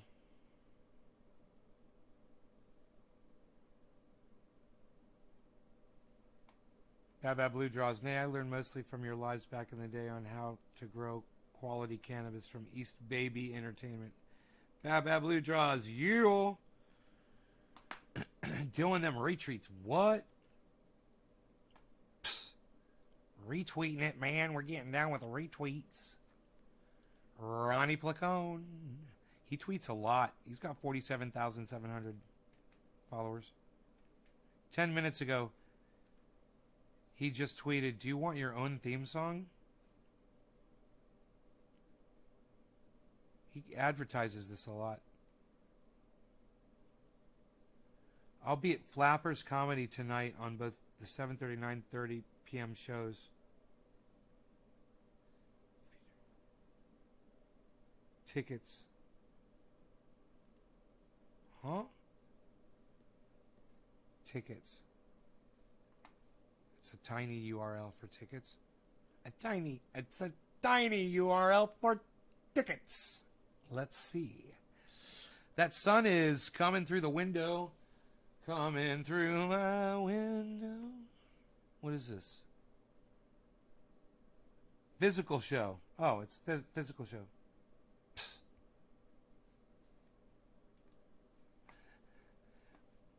Physical show. Physical tickets are for the physicals.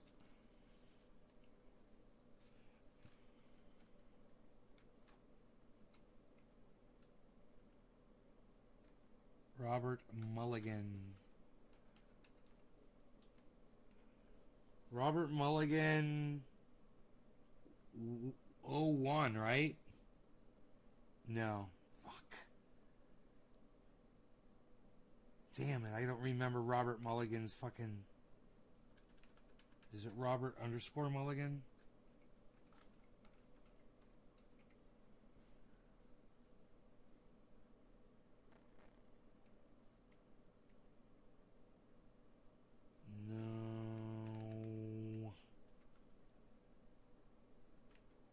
No. Robert Mulligan 1? No. Fuck. Damn it. I don't know Robert Mulligan's fucking... Fuck. Twitter handle.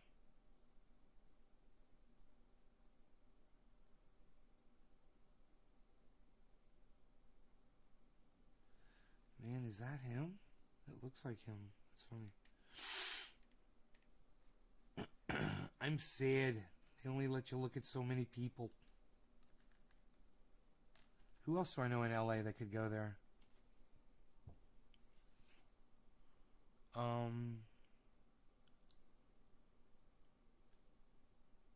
Who's on Twitter that I... Nobody. I don't know anybody. I'm sad.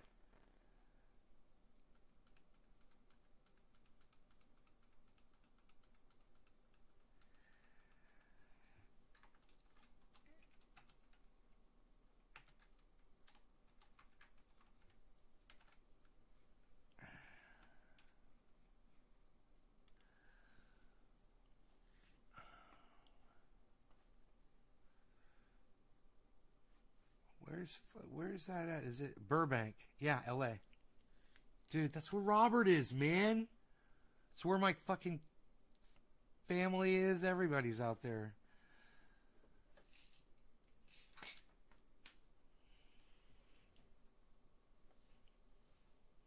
See if I get my family members to go out there.